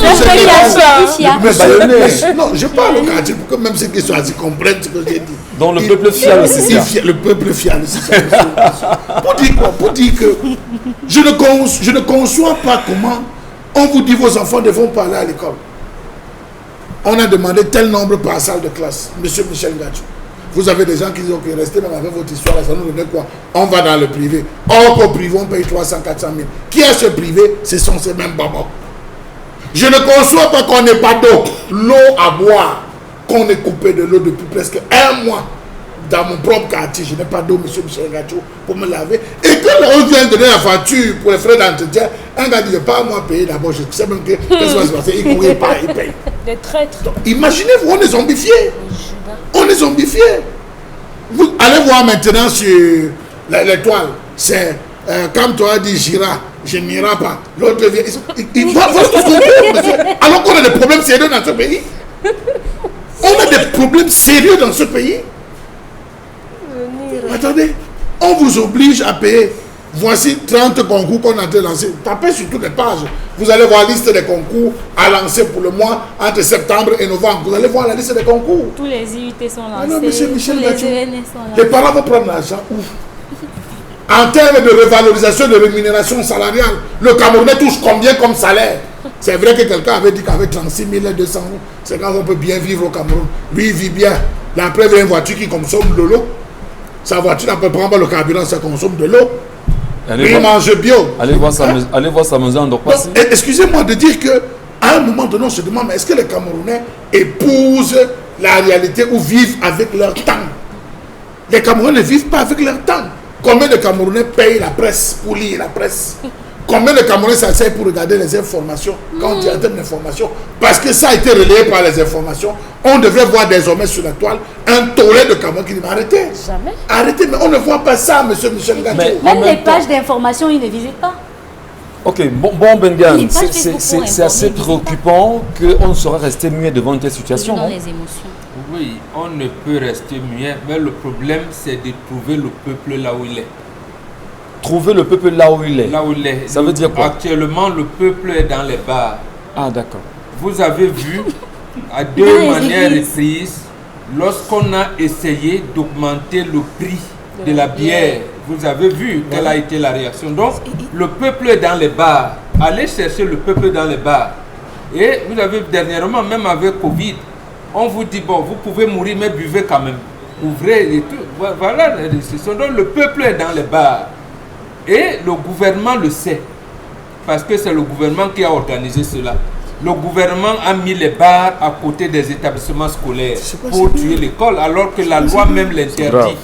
Donc, augmenter. Quand les entreprises brassicoles ont dit, mais cher ami gouvernement, voilà, si vous... Il y a eu les concerts. On les appelle à dire, bon, d'accord, basta, c'est bon. Donc, le peuple est dans les bars. Quelle politique donc mener pour attaquer l'industrie brassicole? Est-ce que c'est l'industrie brassicole qu'on doit attaquer?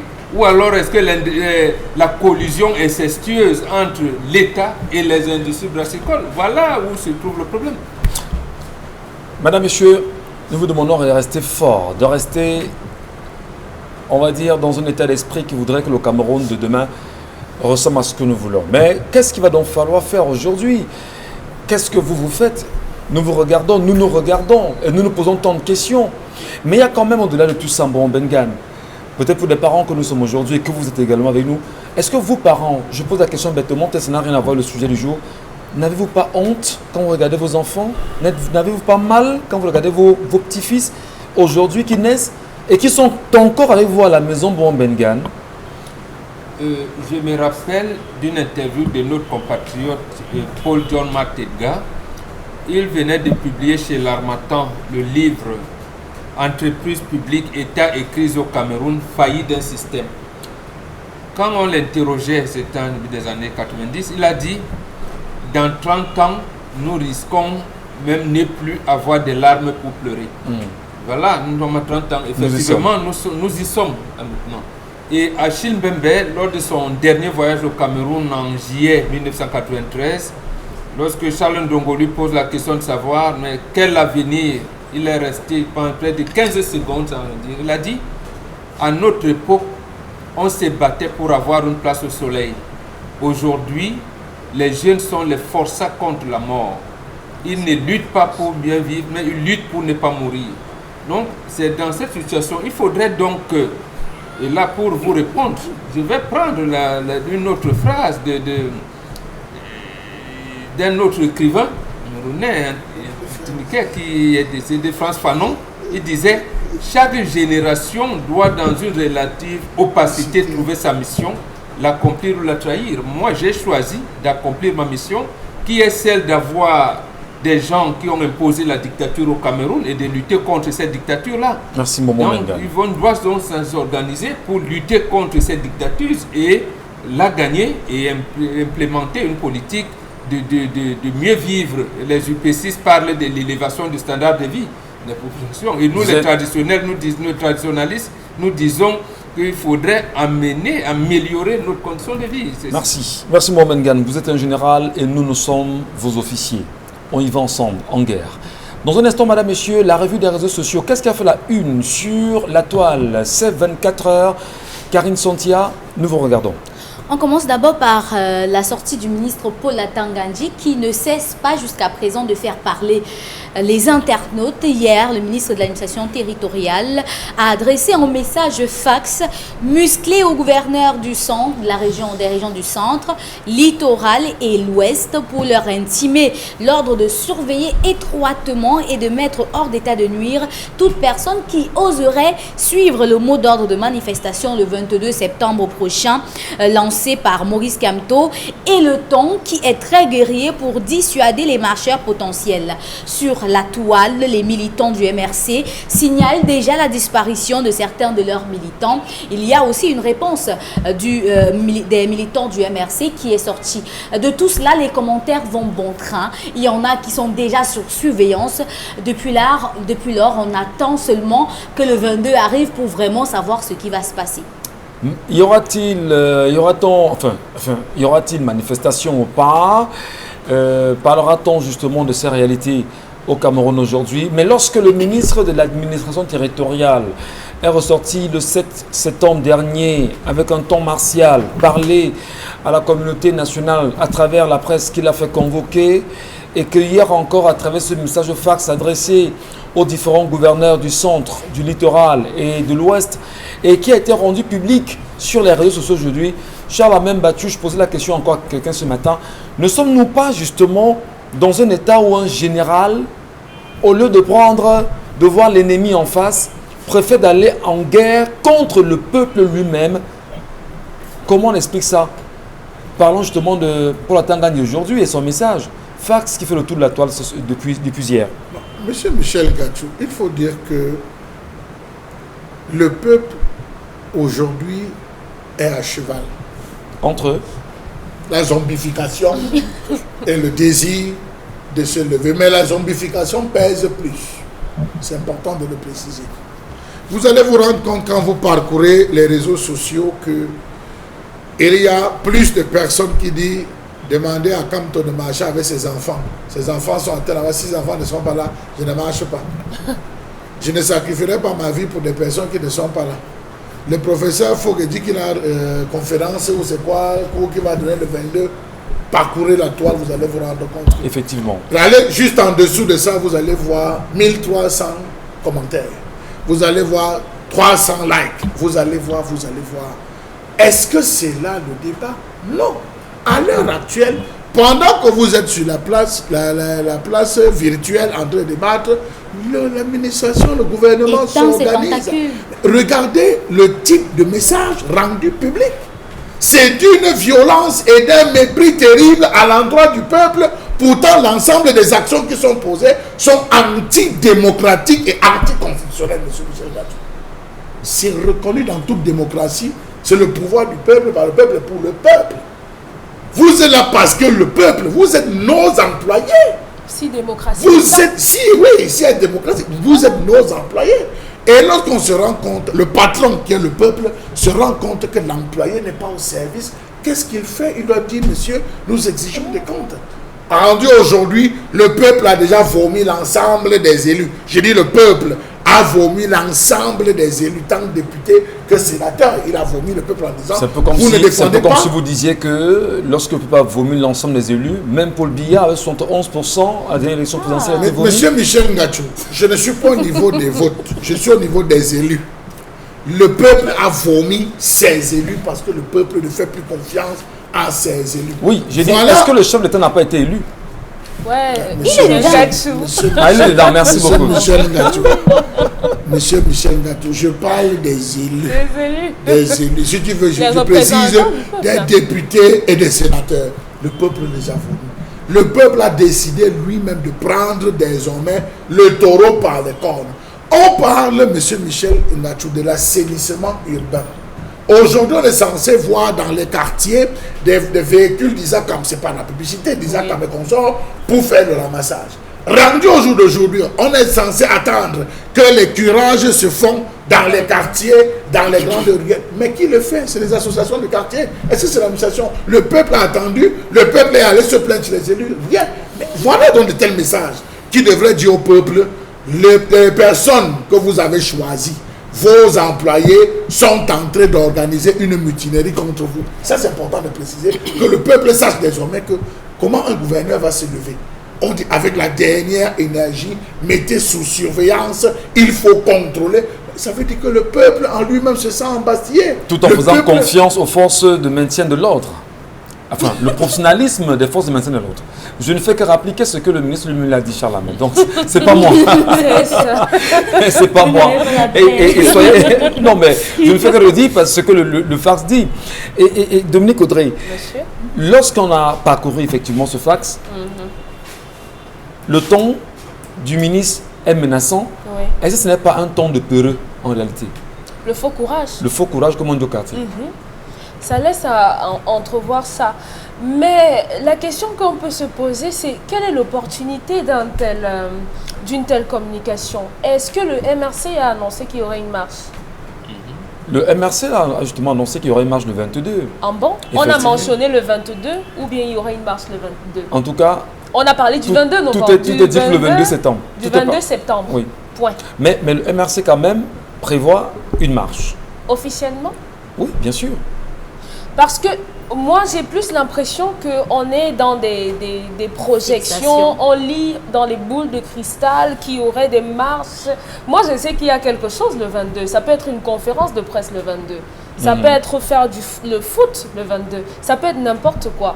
Mais maintenant, les agissements de l'ensemble du Sérail, voilà, laissent entrevoir une sorte de panique à bord. Comme a chanté Majouaï, panique à bord, on ne sait pas par quel bout ça va venir, on ne sait pas d'où est-ce que ça peut partir, mais comme on a dit que l'Ouest et Yaoundé et Douala ont été victimes du Covid, machin, ceci et tout, un peu de santé, on veut embrouiller les Camerounais. Par là où M. Mbachou a commencé, que les gens disent Kamto, je ne peux pas marcher parce que les enfants de Kamto ne sont pas là. Généralement, quand quelqu'un me dit ça, je pose la question de savoir est-ce que M. Kamto a faim? Est-ce que ses enfants ont faim? Est-ce que je commande pour Kamto? Je commande d'abord pour moi. Voilà. Est-ce que Kamto a des problèmes? Non, il n'a pas de problème. Essayez donc de comprendre le pourquoi de cette logique. Est-ce que Kawala a un problème? Non. Comprenez donc le pourquoi de ce combat. Les gens ne veulent pas comprendre. Tellement on a embaumé le cerveau des gens, ils se disent vraiment, et moi aussi j'ai grandi dans ça, parce qu'on m'a toujours dit vraiment, il faut rester tranquille. Si tu te lèves le matin, tu rentres chez toi, tu te mets comme tu veux. Non, dis-nous de Yaoundé. Oui, nous de Yaoundé. À Yaoundé, on nous a appris que vraiment, vous vous levez, vous allez au travail, vous mangez. Il n'y a pas de problème. Peu importe qui est là, ne vous dérangez pas. Mais ce n'est pas ça la réalité. Si vous ne vous battez pas pour votre vie, vous allez subir. Et c'est pour ça que moi, avec les gens qui ont célébré Oumniobé, vendredi, le week-end dernier, j'estime que ces personnes, ce sont des histoires, ça. Toutes ces personnes qui sont, qui sont venues dire Oumniobé quoi? Mbapolipote qui était là, le Jean Kuete qui était là, Serge Espoir Matomba qui était là également, et tout c'était à Ezeka, c'est Ezeka ou Edea, effectivement. Et ils ont d'ailleurs érigé une stèle. Ces gens sont morts pour rien. Ces gens, toutes les personnes qui sont mortes là sont mortes pour rien. Parce que Oumniobé disait à son époque que nous sommes contre les colonialistes, qu'ils soient blancs, noirs ou jaunes, nous sommes contre eux. Tant qu'il y a une injustice, nous sommes contre ça. À Maroua, les enfants sont morts. À Maroua, il y a un bébé qui a été injecté avec de l'alcool. D'autres sont morts dans le nord parce qu'ils cherchaient de l'eau à boire. Il y a un jeune homme qui a été tué à Bafoussam, on n'a rien fait. Une autre jeune femme a été tuée à Kribi, rien du tout. On a les bébés qui sont morts par manque de couveuse, rien du tout. Où est le combat? C'est sur les réseaux sociaux, c'est sur les affaires de sang calissant. Donc, comme je dis vraiment, ces gens sont morts pour rien. Ne mettez pas leurs photos en statut sur Facebook en disant Oumniobé, leurs revendications devraient perdurer. Le sacrifice ultime, ce sont des martyrs aujourd'hui. Donc s'ils sont morts, on doit avoir des gens qui doivent continuer dans ce combat-là. Bonbon Bengan, vous êtes justement un combattant de la première heure. Et lorsqu'on parle de combat, l'objectif en fait c'est pour vous de cibler l'ennemi que vous connaissez en même temps. Mais l'ennemi, vous le connaissez. Nous, Camerounais, nous le connaissons. Le peuple le connaît. Est-ce qu'il est plus fort que le Cameroun? Non, le peuple ne le connaît pas. Le peuple est dans les débits de boissons. Il ne le connaît pas. Il ne le connaît pas. Mais l'autre chose, c'est quoi? Le 22 septembre, va marquer, j'allais dire, le point de départ. De la fin, le début de la fin. Le point de départ d'une situation qui ne sera plus comme avant. Comme avant. Est-ce que ce sera la fin du régime? Est-ce que ce sera la fin d'un système? Mais tout ça va concourir à partir du 22 septembre. Pourquoi je le dis? Je m'inspire justement d'un texte que Ruben Oumniobé a publié en décembre 1957 qui est intitulé « L'amitié franco-camerounaise en danger, alerte à l'opinion camerounaise et mondiale ». Il avait dit, qu'on avait commencé en disant « Nul n'est prophète en politique, mais les hommes de cœur peuvent prévoir des situations difficiles et prendre des mesures nécessaires pour éviter le pire ». Il continue plus loin en disant... Les hommes de cœur au Cameroun, on en a? Je n'en sais rien. Je n'ai pas la possibilité de décerner les brevets de représentativité. Très bien. Mais voilà, il continue en disant que lorsqu'on est coupable d'avoir eu raison le premier, on doit avoir la satisfaction morale de faire la revue des faits du passé. Fin de citation. Donc, ce qui va se passer là, à partir du 22, d'abord, on s'attend aux manifestations et risque de ne pas avoir manifestation. Mais la manifestation peut venir, je ne sais pas... Dans la stratégie. Non, peut venir même le 4 janvier, le 9 février 2021, ou peut-être même le 10 novembre 2021. Donc, ce qui est fait là, c'est la conscientisation. Et c'est ce que Oumniobé recommandait d'ailleurs dans les tests organiques de son parti. Il disait que le comité de base a pour le rôle de dénoncer tout ce qui est contraire aux intérêts des populations. Voilà le rôle du comité de base. Donc, vous êtes là, vous devez tout dénoncer, ce qui est contraire à vos intérêts.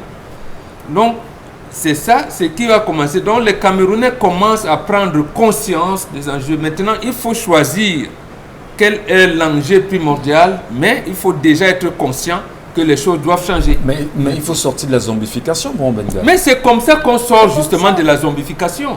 C'est comme ça. Et je fais allusion souvent ici de ce texte, de ce livre des enseignants d'université des États-Unis. Why Nations Fall? Pourquoi les nations s'effondrent? Parce qu'ils ne s'inspirent pas du passé. Si nous voulons donc prendre Oumniobé comme notre père à tous, on peut s'inspirer de lui et voir comment possible. C'est ce que recommande Audrey. Donc, en fait, vous ne pouvez pas avoir un Roger Mila dans votre pays et faire en sorte que vous allez toujours comparer les prochains footballeurs à Roger Mila parce qu'il vous a mis dans une situation, et j'allais dire, mémorable, dans une situation, voilà, que vous voulez avoir tout le temps. Et pourquoi les populations descendent dans la rue avec allégresse quand les Lions gagnent? Mais c'est les mêmes populations qui disent que non, et toi tu as gâté l'équipe nationale, dis donc, c'est quoi cette histoire? Maintenant, quand ils gagnent, on revient là, pichichi. Donc, en fait, le peuple n'est pas dupe, mais il faut les mettre en mouvement. Et je pense que le 22 septembre, comme ça a été, je pense que le mois de septembre restera mémorable. On a tué maintenant on voit encore le 22 septembre. C'est encore en septembre que les UP6, quand ils étaient UP6, organisaient la semaine des martyrs. Le mois de septembre doit avoir une signification dans l'histoire politique de ce pays. Et je pense que tout partira de là. Merci beaucoup, Mbon Bengan. Et peut-être pour finir rapidement sur ce sujet, Karine, avant d'entamer le deuxième, peut-être je vous donne la parole aussi. Et si on laissait croire que nous parlons juste et que nous aimons parler, on vous a libéré la parole au Cameroun, parler, rien ne se fera. Oui. Finalement, est-ce que ce n'est pas le sentiment qui peut se dégager? Oui, surtout, c'est le sentiment qui se dégage. Parce que les meilleurs commentaires de politique se font dans les bars. Donc c'est pourquoi je dis qu'ils sont tous au bar. Mentionnez que dans les bars, il y a beaucoup d'infiltrés. Hein. Je dis les meilleurs commentaires de politique. Il y a les experts en politique, les experts en sociologie, les experts en football. Tous sont dans les bars. Et c'est après avoir pris 3 bouteilles qu'ils se rendent compte de leur expertise.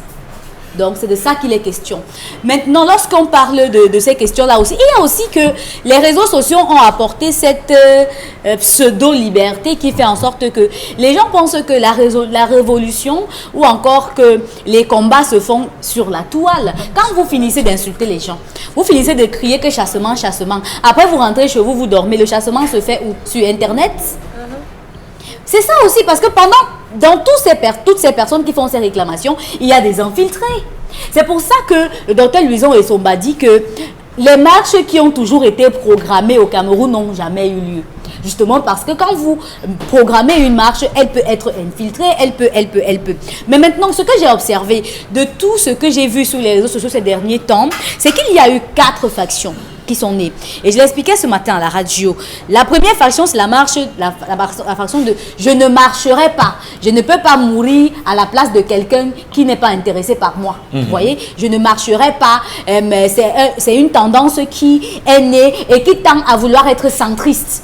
Maintenant, il y a la marche du chassement. Ça, c'est les extrémistes. Ceux qui pensent que la marche là est une marche de révolution dans laquelle on va aller au palais retirer le président de la République et mettre à l'extérieur.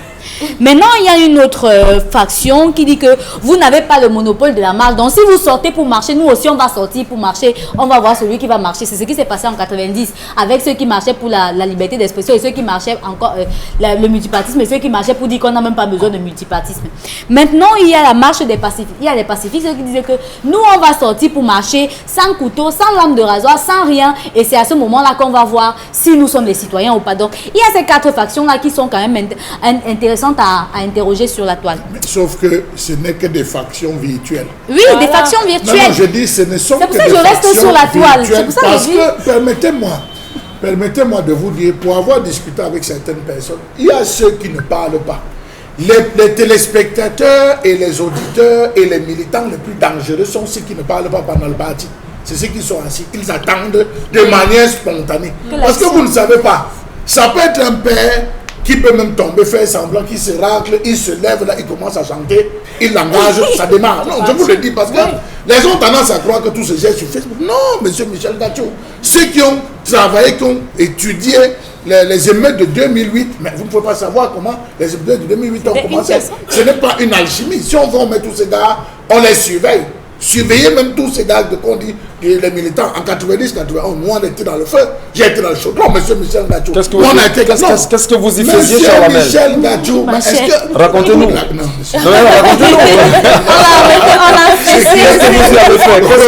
Qu'est-ce que vous avez vu? Ce qui s'est passé au deuxième, c'était à Mokolo, monsieur Michel. C'est une histoire donc. J'ai bien peur qu'il n'y ait pas des jeunes qui ont ce courage, mais ça viendra, M. Michel Gacho. Donc, le parti aujourd'hui, M. Michel Gacho... C'est pour vous dire que les jeunes qu'on a aujourd'hui, les jeunes d'aujourd'hui là, M. Michel Gacho... J'ai le sentiment que... M. Michel Gacho, le même jour, pendant qu'on était en train de donner des motos, le même jour est en train de se passer à Douala quelque chose aussi avec d'autres Bentikina. C'est pour vous dire que ne pensez pas que parce qu'on a canalisé les Bentikina dans un endroit pour faire en disant celui qu'on a présenté comme étant le responsable de Bentikina, tout le monde le connaît. C'est quelqu'un qui écume les postes, qui écume les différentes mairies, qui écume les ministères. On le connaît, celui à qui on a tendu le micro, on le connaît. Donc j'estime, M. Michel Gacho, qu'on ne peut pas prendre un individu pour en faire un modèle d'une société ou d'une corporation. Non, nous ne sommes pas d'accord, mais on dit apprend à penser par le gouvernement qu'il faudrait surveiller les différents militants. Est-ce qu'ils connaissent la colère de la colboxeuse? Est-ce qu'ils connaissent la colère, M. Michel Gacho, du sauveteur? Est-ce qu'ils connaissent la colère des Camerounais qu'on est en train de déguerpir à l'heure où je vous parle? De nombreuses personnes, on est en train de les casser partout dans la ville de Douala, partout à Yaoundé. Est-ce que vous mesurez la colère de ces personnes? Vous pensez que cette colère par rapport à celle des militants, c'est laquelle? Merci Donc beaucoup. j'estime que prendre ce type d'action et les rendre publics, ce n'est que le sixième. Merci à vous, cher Lamel. Madame, monsieur, d'autres sujets nous interpellent. Dans un instant seulement, oui, dans un instant, on reviendra avec d'autres sujets. Attention, le Cameroun bouge, ça vibre. Et on se demande à quoi ça va ressembler demain, dans les jours à venir. Est-ce que l'heure serait-elle véritablement arrivée? Cette heure que tout le monde attend. Attendons de voir. Dans un instant, on marque une pause. Ton style ami, vous êtes avec nous ce matin. Bonjour. Alors bonjour mon très cher ami et frère Michel Gacho, bonjour à tous tes collègues qui t'accompagnent sur le plateau ce matin comme d'habitude et un bonjour particulier à tous les téléspectateurs de cette émission qui nous regardent de par le monde. Il faut leur rappeler que de plus en plus, 10-12 le Zénith se veut une émission éducative, une émission qui est très très suivie mais également une émission qui vous permet de faire de très très bonnes affaires tout en restant à la maison avec le concept Salaka. Et ce matin, chers téléspectateurs, nous allons parler bien-être, bien-être, nous allons parler santé, nous allons parler bien entendu de la grande famille Von Bio au Cameroun. Et dans cette famille, vous avez plusieurs Von Bio, notamment le Von Bio Oméga 3 que voici, le Von Bio Lotion, le Von Bio Detox, le Von Bio Sleep, le Von Bio Gastro. Tous ces Von Bio sont en vente au prix promotionnel du côté du magasin 1001 tapis. Alors ce matin, je m'adresse donc à ces téléspectateurs-là qui ont du mal à se mouvoir. Je m'adresse à ces téléspectateurs-là qui ont du mal à se sentir à l'aise parce qu'ils ont des problèmes de santé. Notamment, ils sont victimes depuis plusieurs années du diabète. Alors vous êtes diabétique, retenez que la solution pour éliminer, pour réduire les complications du diabète se trouve à l'intérieur de cette boîte qui s'affiche à l'écran, à savoir le Von Bio Oméga 3 qui permet de réduire les complications du diabète. Le Von Bio Oméga 3 permet également d'assouplir nos articulations. Le Von Bio Oméga 3 permet également de nous prévenir contre les AVC, contre l'Alzheimer. Le Von Bio Oméga 3 permet également de réduire naturellement la pression artérielle. Ça veut dire quoi? C'est quand les problèmes de tension, c'est un élément important pour contrôler votre tension. Le Von Bio Oméga 3 permet également de réduire le cholestérol dans le sang. C'est une véritable, c'est un complément alimentaire pas comme les autres. Donc, chers téléspectateurs, vous me regardez en ce moment, je vous conseille de consommer régulièrement le Von Bio Oméga 3 qui est sans effet secondaire dans l'organisme. Alors, comment consomme-t-on le Von Bio Oméga 3? C'est une gélule par jour pendant le repas. Je dis bien, c'est une gélule par jour pendant le repas. Et je le conseille, comme je l'ai si bien dit, à tous ceux-là qui ont le diabète, à tous ceux-là qui ont été victimes d'un AVC, consommez régulièrement le Von Bio Oméga 3. Il permet également de nous prévenir contre plusieurs maladies. Donc, on n'a pas besoin d'avoir le diabète pour consommer le Von Bio Oméga 3. Chacun peut consommer le Von Bio Oméga 3 car il est sans effet secondaire dans l'organisme. À côté, bien sûr, du Von Bio Oméga 3, on parle bien entendu d'un lait de toilette pour diabétiques. C'est une lotion. C'est une lotion médicale. Oui, elle est médicale. Pourquoi? Parce qu'elle permet d'embellir, de protéger et de nourrir la peau des diabétiques. Parce que leur peau, elle est délicate, elle est fragile, donc ils n'ont pas besoin d'utiliser n'importe quel lait de toilette. Le lait de toilette que je conseille à tous nos amis diabétiques qui nous regardent en ce moment de par le monde, c'est bien entendu Von Bio Lotion qui est également en vente au magasin 1001 tapis, c'est à Douala au Cameroun. Alors, comment faire pour commander au magasin 1001 tapis quand on n'est pas dans la ville de Douala, quelle que soit la ville dans laquelle vous êtes, quel que soit le pays? Les numéros de téléphone, vous les avez au bas de l'écran. À relever ce numéro de téléphone et appeler de lundi à dimanche le concept Salaka. Vous aurez tout ce qu'il y a comme modalité de livraison, c'est-à-dire sur les différentes commandes du concept Salaka. Et je ne saurais partir sans rappeler à tous nos téléspectateurs que la pommade contre les hémorroïdes est de retour au magasin 1001 tapis. Elle est efficace, elle permet d'éradiquer totalement les hémorroïdes. Oui, c'est prouvé parce qu'ils sont des milliers de personnes aujourd'hui qui ont retrouvé le sourire en utilisant la pommade contre les hémorroïdes. Donc, arrêtez de prendre n'importe quoi. Venez au magasin 1001 tapis, appelez nos numéros de téléphone et commandez cette pommade magique contre les hémorroïdes. Elle est efficace, elle est d'origine, elle est de très très bonne qualité. Elle est en vente au magasin 1001 tapis. Remercions Constilamine pour ce passage avec Von Bio ce matin sur les antennes Equinox Télévision avec 10-12 le Zénith, votre talk show qui chaque jour vous accompagne de 10h à 12h, madame, monsieur, avec une grande famille qui se fait toujours du plaisir à vous servir. Et c'est un engagement de combattants. L'objectif justement, c'est de voir dans quelle mesure ensemble nous allons repenser et surtout refaire ce Cameroun. Karine Santia, un autre sujet nous interpelle avec vous ce matin. Oui, on parle cette fois-ci de ces faux lieutenants, ces faux fonctionnaires du ministère de la Défense qui avaient pour habitude d'arnaquer les chômeurs en leur promettant l'intégration dans la police, la gendarmerie et même l'armée avec des cachets du ministère de la Défense. Dans la mallette d'un de ces malfrats, on a retrouvé une tenue de l'armée, un couteau, une arme factice, un ceinturon. Et et les autorités, le groupement mobile d'intervention numéro 2 renseigne que c'est des malfrats qui font en sorte que les gens payent pour avoir l'accès à certains services publics. Sauf que maintenant sur la toile, les gens et les autres ont tourner les commentaires notamment vers la procédure qui a été effectuée lors notamment de la fouille dans le domicile d'un de ces malfrats-là. Mais maintenant, on se pose aussi la question, comment est-ce qu'ils font? Parce qu'on les retrouve souvent devant les commissariats, devant les gendarmeries et autres. Qui se cache derrière ces différents faux fonctionnaires du ministère de la Défense? Est-ce que quelqu'un devrait se cacher? Il peut avoir de façon délibérée. Certains qui ont accès au cachet. Qui ont accès au cachet. Peut-être, oui, peut-être ils ont des complicités aussi. Hein. Vous voulez nous dire quelque chose? Ne pas croire que vous êtes... non, mais écoutez, naïf. donnez-nous votre point de vue, Dominique Audrey. Non, mon point de vue, c'est qu'on ne pourrait pas aller aussi loin sans qu'on ait une certaine connivence, une certaine complicité avec quelques personnes déjà établies au sein même de ce ministère-là. Comment ils feraient pour avoir des cachets? Ce sont de vrais cachets? Il y a des cachets, des faux. Ils ont réussi à faire les entrer des gens falsifier quand même à la police. Maintenant, les enquêtes vont nous dire. Parce qu'il y a un des leurs qui dit que lui, il est un fonctionnaire du ministère de la Défense. Donc, voilà.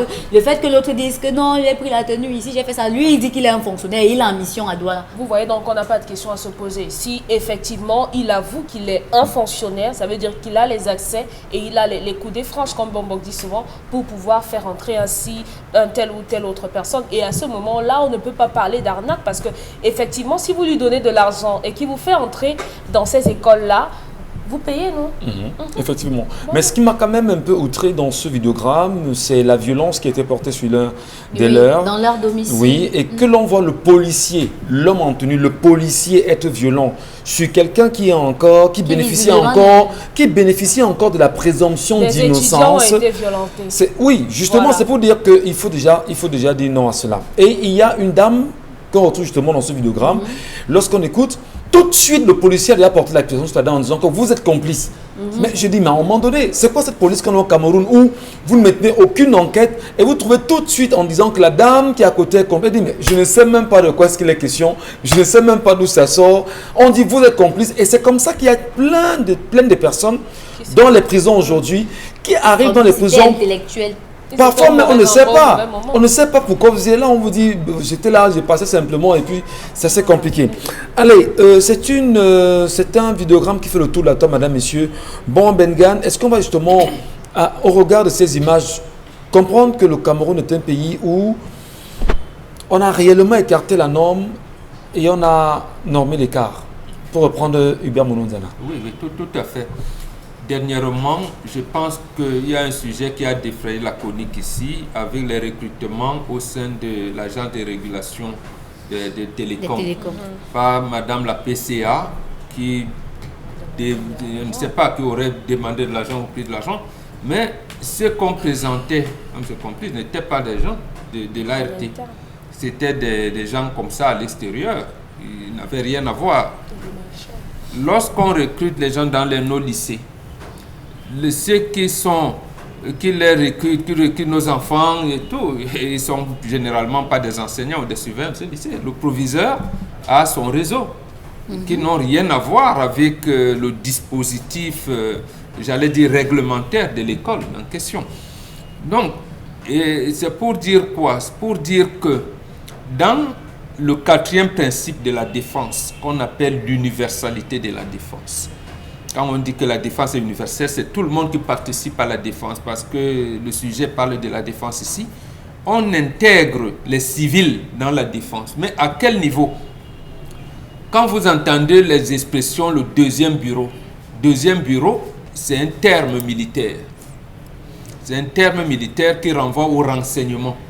Et dans le renseignement, il n'y a pas seulement ceux qui, j'allais dire, ceux qui ont la tenue, il y a nous qui sommes dans le civil. Mais à quel niveau on intègre le civil dans ce renseignement militaire? Dans notre pays, il y a eu du laxisme.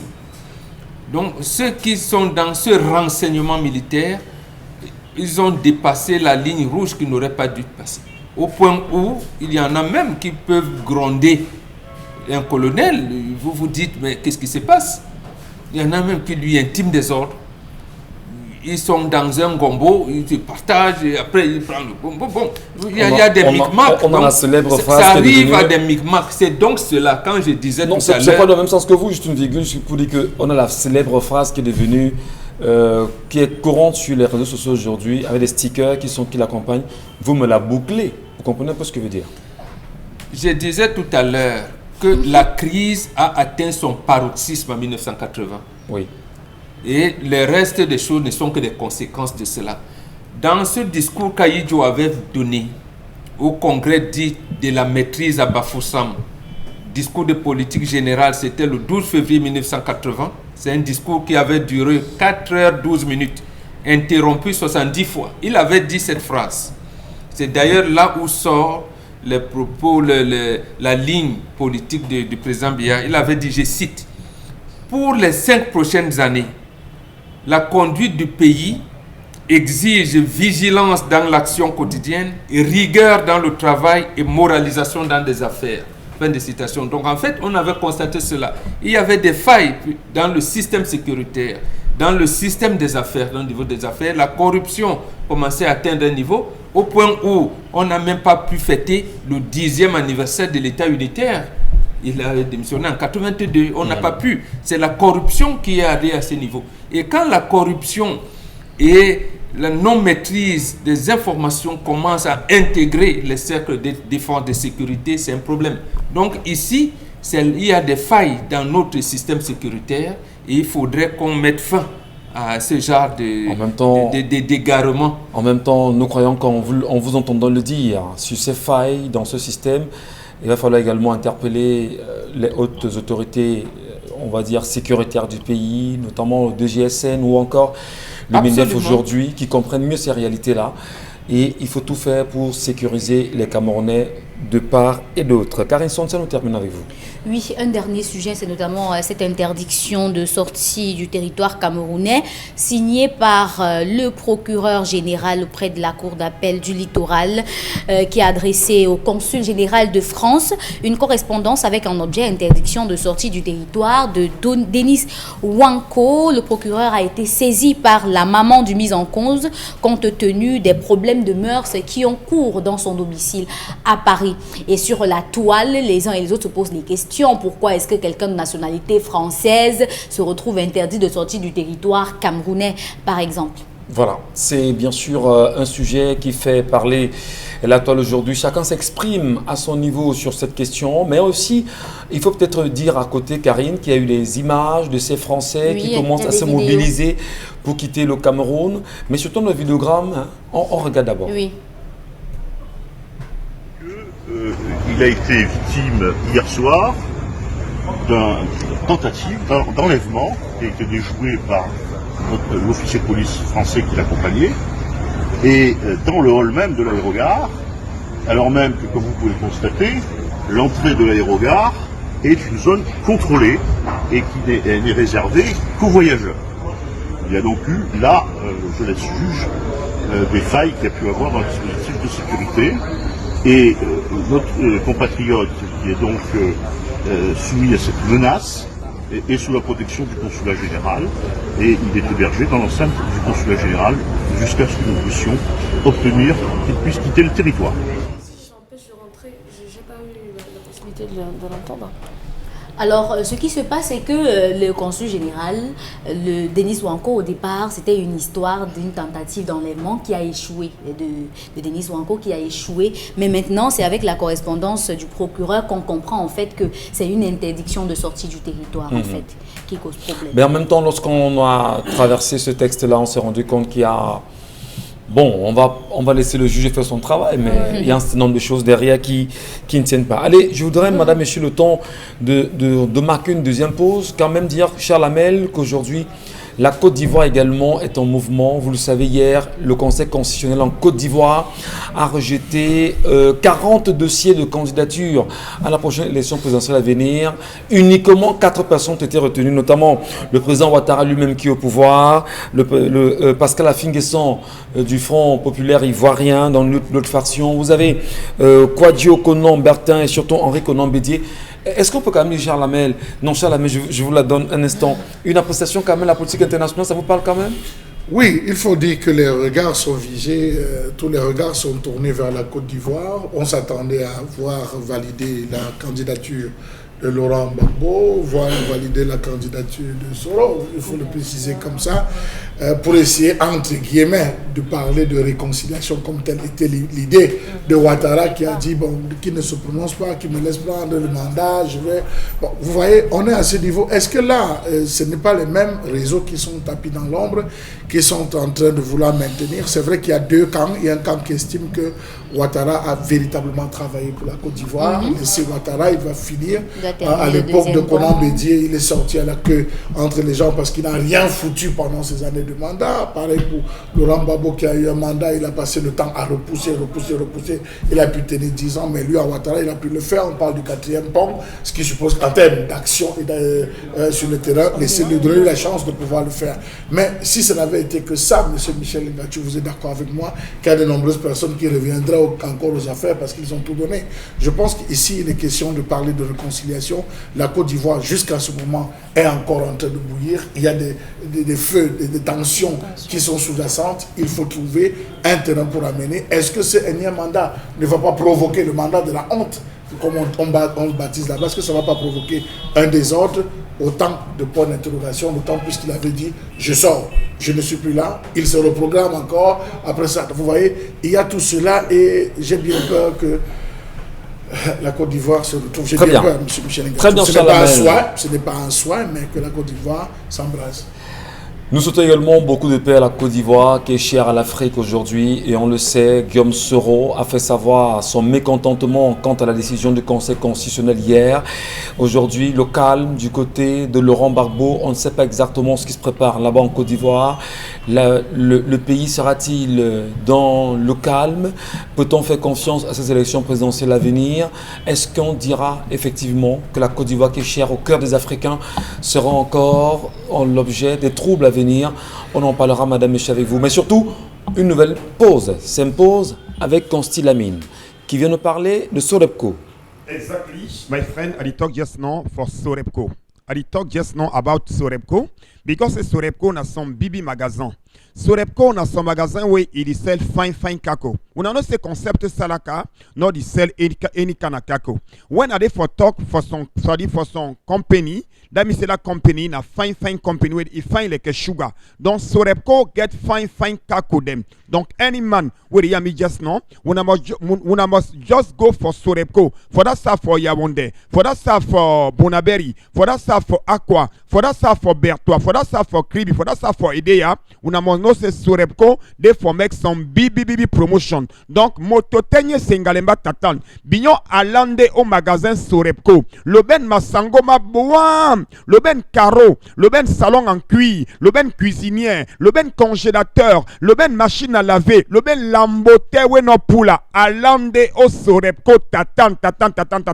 Et je tiens à rappeler à tous nos téléspectateurs que la promotion des ventilateurs de 6000 est encore en cours et vous avez encore quelques pièces de ventilateurs qui sont vendus à 6 000 francs dans tous les magasins Sorepco, sans oublier les carreaux qui sont toujours en promotion sur Sorepco, ainsi que les machines à laver, les cuisinières, les congélateurs et les réfrigérateurs. Alors ce matin, il est question de parler ameublement, il est question de parler salon en cuir, il est question de parler tout ce qu'il y a comme avantage, tout ce qu'il y a comme cadeau derrière ces salons en cuir de très bonne qualité. Chers téléspectateurs, c'est donc bien entendu la grande opportunité qui s'ouvre du côté bien sûr de Sorepco, tout en rappelant à nos téléspectateurs que chaque salon en cuir acheté dans les magasins Sorepco vous donne droit bien entendu à un téléviseur gratuit 32 pouces. Oui, un téléviseur qu'on vous offre gratuitement dès que vous achetez un salon en cuir dans les magasins Sorepco. C'est une grande opportunité, c'est une grande promotion dans tous les magasins Sorepco, que ce soit à Yaoundé, à Garoua, à Douala, bien sûr du côté, bien sûr de quelle que soit la ville, allez dans les magasins Sorepco et achetez un salon en cuir d'origine, un salon en cuir de qualité, un salon en cuir avec garantie et recevez gratuitement un téléviseur écran plat 32 pouces de marque Nexus. Donc, chers téléspectateurs, plus besoin de chercher les midi à 14h, plus besoin d'acheter n'importe quoi. Les salons en cuir neufs, les salons en cuir de qualité, les salons en cuir d'origine, chacun peut désormais avoir un salon en cuir avec les magasins Sorepco, une garantie de plusieurs années, une qualité inégalable et surtout un bonus pas comme les autres. Achète un salon en cuir et reçoit gratuitement un téléviseur 32 pouces dans les magasins Sorepco. Les prix, vous les avez, les contacts, vous les avez, l'avantage, vous l'avez. Allez chez Sorepco et bénéficiez de plusieurs avantages. Merci beaucoup et rendez-vous dans tous les magasins Sorepco. Un bonjour particulier au directeur général de Sorepco, au directeur commercial, au directeur marketing de Sorepco. Sorepco, le magasin de la qualité. Merci Consti Lamine, vraiment, nous sommes très heureux à chaque fois d'être avec vous et surtout de ces nombreuses communications que vous nous restituez sur ce plateau tous les jours. Madame, Messieurs, nous vous quitterons dans un instant, mais avant de vous quitter quand même, rappelons-le, le Cameroun est en mouvement. Qu'est-ce qu'on fera pour demain? Et il est important d'avoir l'information et avoir les archives physiques de l'évolution du Cameroun. C'est pourquoi nous vous renvoyons encore justement dans les kiosques ce matin. Allez vous arracher la nouvelle expression qui titre sa une, vous pouvez lire. Manifestation publique, le MRC sous haute surveillance. Pourquoi mettre le MRC sous haute surveillance? Est-ce que le MRC seul est concerné? N'y a-t-il pas la société civile? N'y a-t-il pas d'autres Camerounais qui pensent également qu'il faut absolument avoir une manifestation? Comment en sortir? Mais surtout dans cet article, vous allez lire une plume exemplaire et des grandes révélations faites dans le journal ce matin. Allez vous l'arracher, c'est dans les kiosques, madame, messieurs. Et il coûte simplement 300 francs, 400 francs le journal. Vous pourrez bien sûr vous l'arracher. Merci à vous, merci à la famille. On se retrouvera demain avec le même plaisir. Je vous le souhaite également.